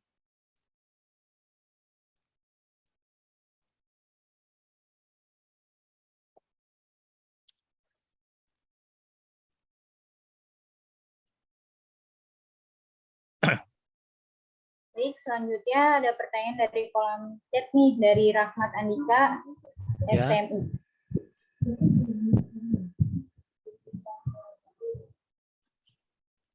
Pertanyaannya, Kak, gimana sih penerapan digital marketing pada niche market business to business atau bisnis B2B? Bisnis to business ya, oke. Oke, makasih atas pertanyaannya, menarik. Jadi yang saya jelaskan itu bisnis to customer, ini bisnis to business. Jadi teman-teman targetnya itu kalau bisnis to business itu targetnya itu lebih ke company gitu. Itu saya belum jelaskan di dashboard. Itu kan interest ya, di kolom interest kan tadi kan saya jelaskan prakteknya itu kan tour and travel. Jadi orang yang suka Arab Saudi, suka berbaur dengan Arab gitu kan. Nah, kalian nargetinnya kira-kira perusahaan apa? Bisnis to bisnis bisa nargetin secara retail. Kalau teman-teman bisa nargetin retail, terus penjualan, itu B2B gitu. Ini kan berdasarkan asumsi ya. Ini kan interest ini berdasarkan asumsi, artinya kalian coba dulu tes ukur pakai interest ini bagus atau enggak gitu kan. Yang biasa lakukan saya handle itu, saya juga menghandle juga B2B gitu. Artinya jadi dia cari reseller. Jadi dia punya brand ya kan. Salah satu brand, dia ngasih challenge saya, Mas bisa nggak saya iklanin ke orang B2B. Jadi cari orang yang pengen jualan produknya dia, kan gitu kan, intinya B2B. Nah, berarti reseller atau jadi distributor. Nah, yang saya targetkan itu adalah di interest-nya, itu retail, penjualan, dan alhamdulillah gitu, winning gitu. Artinya tidak ada yang saya bilang, tidak ada strategi yang pakem, artinya kalian harus tes dan ukur sesuai dengan skop industrinya teman-teman. B2B-nya juga beda-beda produknya kan. Ada yang produk tadi yang saya bilang kesehatan, terus ada juga B2B-nya, misalkan produk spare part motor mobil gitu kan, beda-beda. Gitu. Artinya teman-teman tes dan ukur sendiri. Kira-kira target atau audiens mana yang cocok gitu. Misalkan kita tes dulu dengan strategi audiens ini, kayaknya kurang bagus nih. Minggu depan atau 3 hari kemudian kalian rubah lagi strateginya. Sampai menemukan winning gitu. Artinya winning campaign itu yang akan kita scale up. Ini strategi yang saya lakukan ketika saya dapatkan winning campaign, ini campaign ini sesuai dengan KPI yang sudah ditentukan oleh company atau brand, salah satu brand yang saya handle. Nah, saya scale up. Scale up itu artinya dari budget sebelumnya saya naikin di budget selanjutnya. Itu minimal 20%, maksimal 30%, tapi jangan langsung di up 2 kali lipat ya gitu. Nah, ketika teman udah punya winning campaign, teman-teman bisa men-scale up gitu. Artinya biar memaksimalkan campaign ini berjalan secara maksimal. Tapi kalau misalkan teman-teman belum menemukan winning campaign, jangan sekali-sekali scale up. Scale up itu menaikkan budget dari budget sebelumnya untuk mendapatkan potensi rates bahkan sales yang lebih tinggi dari sebelumnya. Jadi mungkin bisa terjawab ya, siapa? Rahmat ya, dari penjelasan saya.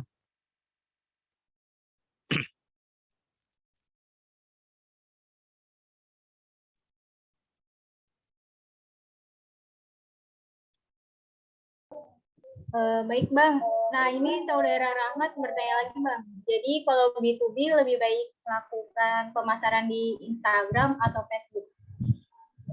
Instagram atau Facebook tidak ada yang bagus, saya bilang tadi. Tes dan ukur aja, Rahmat. Jadi misalnya, tadi kan marketnya di Facebook IG. Kalian harus tentukan juga KPI ini, saya jelaskan lagi perihal KPI. Jadi teman-teman harus tahu KPI-nya berapa. KPI-nya misalnya, contoh, kalau saya best praktiknya, gue ada budget 10 juta, Mas, dia bilang itu. Oke, bro, ini gue sharing aja ya pengalamannya. Gue pengen dapat leads itu orang yang prospek itu 1.000 per bulan, budgetnya 10 juta gitu. Nah, ini KPI-nya dia tuh. Nah, gimana caranya KPI itu terjangkau dengan budget segitu? Syukur-syukur di bawah 10 juta budgetnya. Nah, kalian harus tentukan juga nih KPI-nya nih, gitu, ya kan? Mau terlepas di Facebook, IG itu masalah platform, gitu kan? Yang penting kalian harus menentukan KPI dulu nih, KPI-nya sampai mana, gitu kan? Yang tadi kan KPI-nya gue pengen dapat calon prospek 1.000, ya kan? Nah, dari 1.000 itu nggak mungkin kan 1.000-1.000-nya closing, minimal yang cat dulu 1.000 dari budget 10 juta. Nah, misalkan closing rate-nya itu 20%, berarti 200. Nah, produknya apa? Margin profitnya 50.000, berarti 200.000 kali 50.000 berapa tuh? Nah, berarti kan tinggal dikurangin. Nah, berarti profit. Nah, itulah KPI itu harus ditentukan. Digital marketing nggak hanya sebatas setting iklan, pasang iklan, enggak.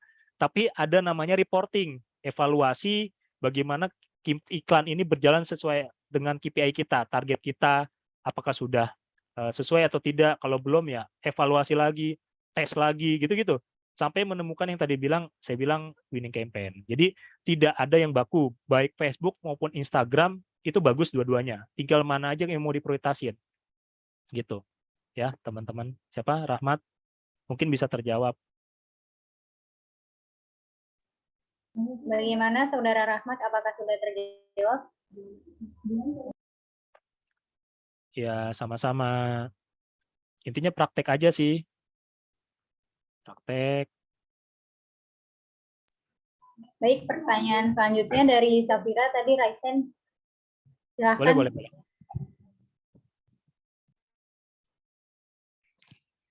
Ya, terima kasih atas kesempatannya. Sebelumnya, halo Kak Dimas, mau izin bertanya nih. Ya, monggo. Tadi kan sempat dijelasin ya tentang funnel dari digital marketing. Karena kebetulan aku udah 2 tahun juga di background sosialnya, dan setiap company itu kan pasti beda-beda ya Kak untuk tujuannya. Ada yang hanya untuk brand awareness dan edukasi dan sebagainya macamnya. Nah, ketika suatu company itu tujuannya untuk conversion, nah itu gimana sih Kak tipsnya agar audiens itu nggak berhenti hanya sampai consideration. Jadi nggak hanya tertarik, tapi audiens ini bisa sampai tahap transaksi membeli dari Kakak sendiri. Oke. Terima kasih Kak. Oke, sama-sama. Siapa namanya tadi? Lupa. Oke, saya jawab ya. Artinya bagaimana caranya biar audiens ini nggak hanya tertarik secara konten conversion. Yang kalau best practice saya menjalankan langsung 3 objektif. Jadi ada konten iklan salah satu konten iklan, saya jalankan langsung 3 objektif. Pertama, objektif awareness untuk branding, consider untuk mencari interaksi, lalu conversion. Nah, tergantung porsinya masing-masing nih. Mau brandingnya mau berapa persen. Misalnya dari satu hari kita punya budget 1 juta, misalnya sekelas company. Gue pengen nih brandingnya ini 300.000 aja, ya kan? Terus untuk interaction-nya 300.000 juga. Nah, 600.000-nya conversion. Itu beda-beda. Jadi kalau best practice saya lakukan itu, saya jalankan 3 berturut-turut. Biar kenapa? Biar semua objektifnya tercapai, gitu. Tapi tidak menutup kemungkinan kalau misalkan hanya objektif jalankan salah satu objektif aja pun nggak masalah. Itu tergantung dari objektif yang kita tentukan atau company yang pengen atau company objektif company yang ditentukan dari company tersebut. Balik lagi kalau misalkan tadi bilang nggak hanya ini ya berarti kalau misalkan nggak mau hanya consider ya berarti harus jalankan company conversion aja gitu. Nggak usah branding maupun consider, ya udah conversion aja, nggak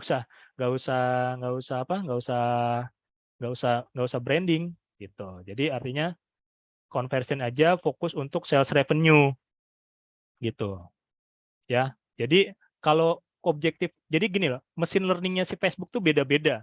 Jadi kita si Facebook itu akan menargetkan orang yang sesuai dengan objektif kita. Gitu. Kalau objektifnya sales revenue berarti harus conversion. Mau nggak mau itu harga mati dan mutlak.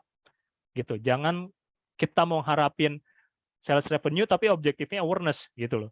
Ibarat kita pengen mau makan sate tapi ke warung makan Padang ya kan. Ya mungkin ada sate Padang tapi kan di situ rendang gitu aja. Kita objektifnya ingin ke Lampung malah lewat Cipali ya nggak mungkin gitu kan.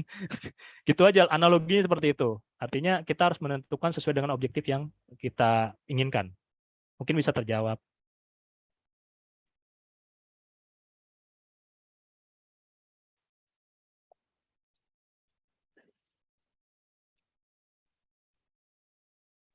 Baik, kepada saudara Safira, bagaimana jawabannya? Apakah sudah terjawab?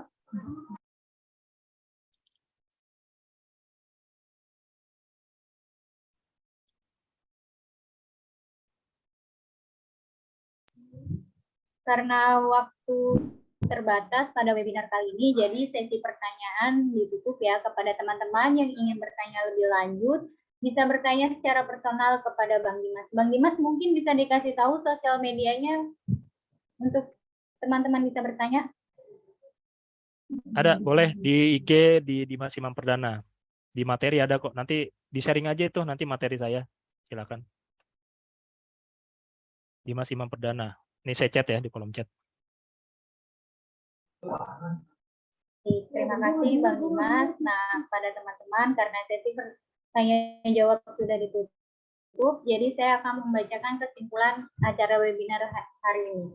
Kesimpulannya yaitu digital marketing adalah suatu proses pemaparan yang dilakukan pada platform digital dengan tujuan awareness, consideration, dan conversion.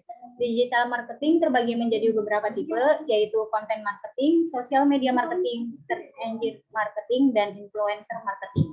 Facebook Ads merupakan salah satu saluran digital marketing yang banyak digunakan. Alasan menggunakan Facebook Ads yaitu yang pertama target market yang bisa ditentukan, yang kedua bisa menampilkan konten yang beragam, yang ketiga jangkauan yang luas, yang keempat biaya iklan minimal 15.000 per hari, dan yang terakhir yaitu sistem reporting yang lengkap. Jadi Facebook Ads cukup bagus untuk memaksimalkan digital marketing. Nah, sebelum penutup nih, kita ada kenang-kenangan untuk Bang Dimas selaku pemateri hari ini. Kepada yang bertugas, boleh di-share screen dan memandu sesi foto bersama.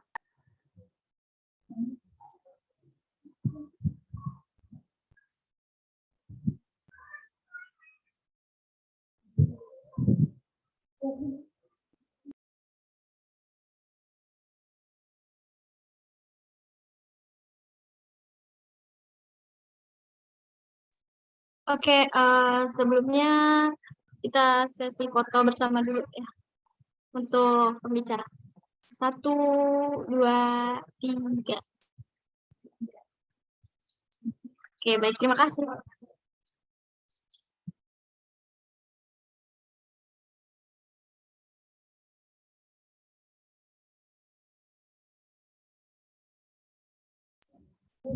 Baik, terima kasih kepada teman yang bertugas.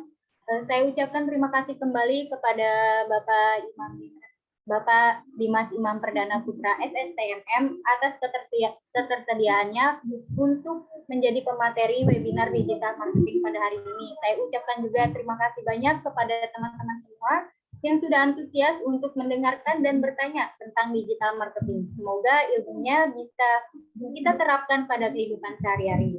Saya kembalikan kepada MC. Baik, terima kasih kepada Saudara JJ. Untuk teman-teman semuanya, diharapkan untuk tidak keluar Zoom meeting dulu karena bakalan ada games nih, dan caranya bakal dikasih tahu sama Kak Vika. Kami dari panitia akan memplay 5 lagu dengan suara Google dan teman-teman peserta bisa menebak judul lagu dan lirik tersebut. Untuk teman-teman peserta yang ingin menebak bisa langsung raise hand dan on mic untuk menjawab, dan peserta yang mendapatkan poin paling banyak akan menjadi pemenang dan dapat hadiah. Hadiahnya bagus banget katanya kayak. Iya, lumayan banget loh guys. Jadi langsung mulai aja kali ya. Kita langsung play aja kali ya lagu pertamanya.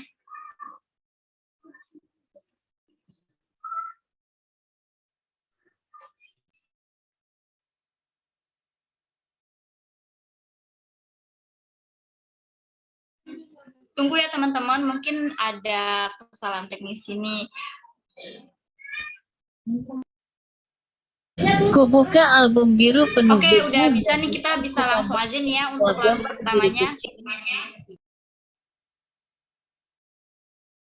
Kubuka album biru penuh debu dan usang, kupandangi semua gambar diri kecil, bersih, belum ternoda pikirku pun melayang dahulu penuh kasih teringat semua cerita orang tentang riwayatku.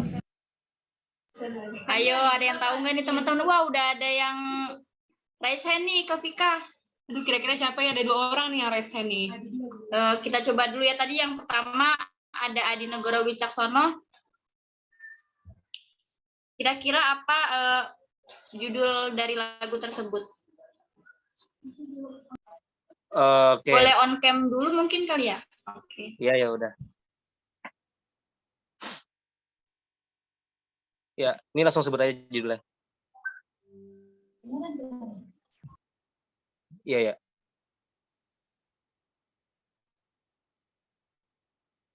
Sebut judulnya. Udah boleh.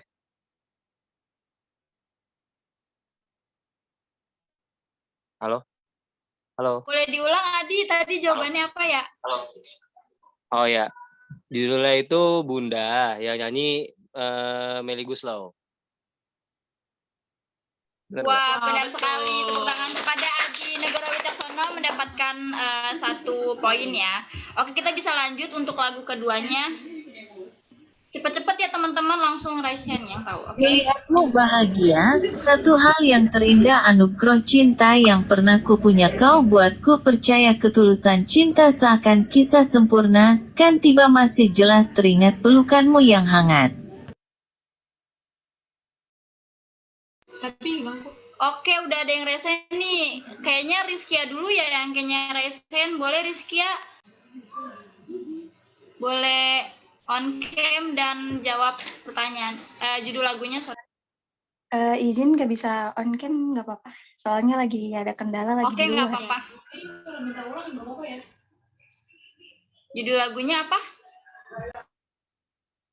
Ini Sisa Rasa bukan dari Mahal Ini. Betul sekali, tepuk tangan. 1 poin untuk Rizkia. Kita lanjut lagi nih buat lagu ketiganya. Bisa langsung di play. Ku ingin cinta hadir untuk selamanya, bukan hanyalah untuk sementara menyapa dan hilang terbit, tenggelam bagai pelangi yang indahnya hanya sesaat, tuh kulihat dia mewarnai hari.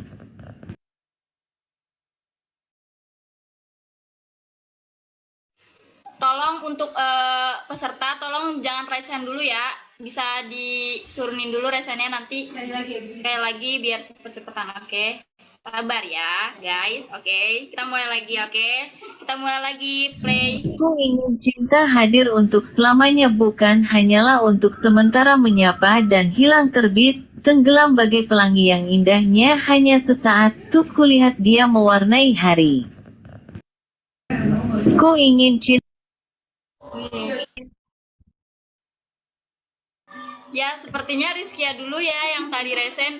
Jadi ini berebutan sekali Rizkia dan Adi Negoro. Oke, untuk Rizkia jawabannya apa? Jawabannya pelangi dari High Five. Betul sekali, 2 poin untuk Rizkia. Bisa diturunin dulu ya. Setelah lagu selesai baru kalian bisa resen. Adi, tolong Adi. Oke, untuk lagu selanjutnya. Jaga dulu jarak kita jika tak ingin akhirnya kau menangis lagi. Jangan terlalu kau dekat, jangan buat terikat. Coba kau rasakan lagi, mungkin kau dapat perannya, tapi hanya sebagai bayang-bayangnya saja. Oke, lagi-lagi Rizkia lagi nih guys. Apa nih Rizkia kira-kira? Jawabannya tanpa tergesa dari Juicy. Wah, betul lagi. Ini kayak orang dalam gak sih? Ini ada orang dalam gak sih? Kok dia bisa tahu semua? Oke, ini lagu terakhir ya. Gak ada orang dalam. Rizkia yang langsung. Oke. Kalau Rizkia langsung berarti Rizkia pemenangnya. Tapi kita ada 2 pemenang kok, tenang aja. Buat yang lain.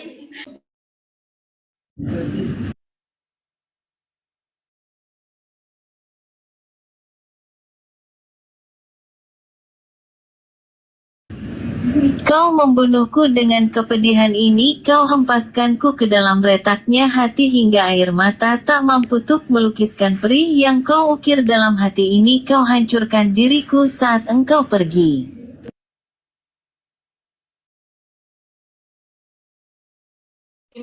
Rizkia lagi. Kira-kira apa jawabannya? Jawabannya Duka dari Last Child. Benar bukan? Betul. Rizkia dengan 4 poin pemenangnya. Dan kepada kita, karena kita ada 2 pemenang, jadi untuk Rizkia dan Adi, selamat kepada pemenangnya. Oke, bisa lanjut Kak Vika. Oh iya, untuk Rizkia dan Adi bisa foto dulu mungkin ya? Bisa on cam dulu sebentar. Rizkia bisa on cam nggak? Maaf nggak bisa on cam soalnya lagi di luar. Udah nggak apa, kita foto aja. Bis.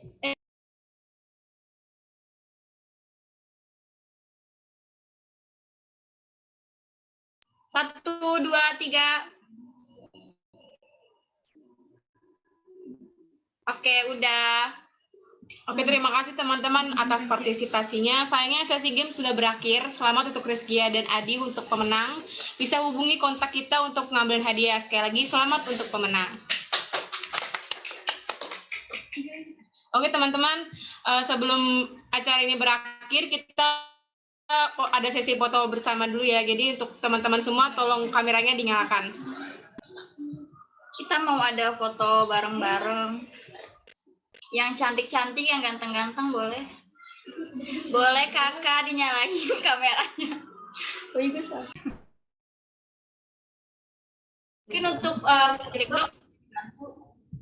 Oke, teman-teman on cam dulu ya yang bisa on cam.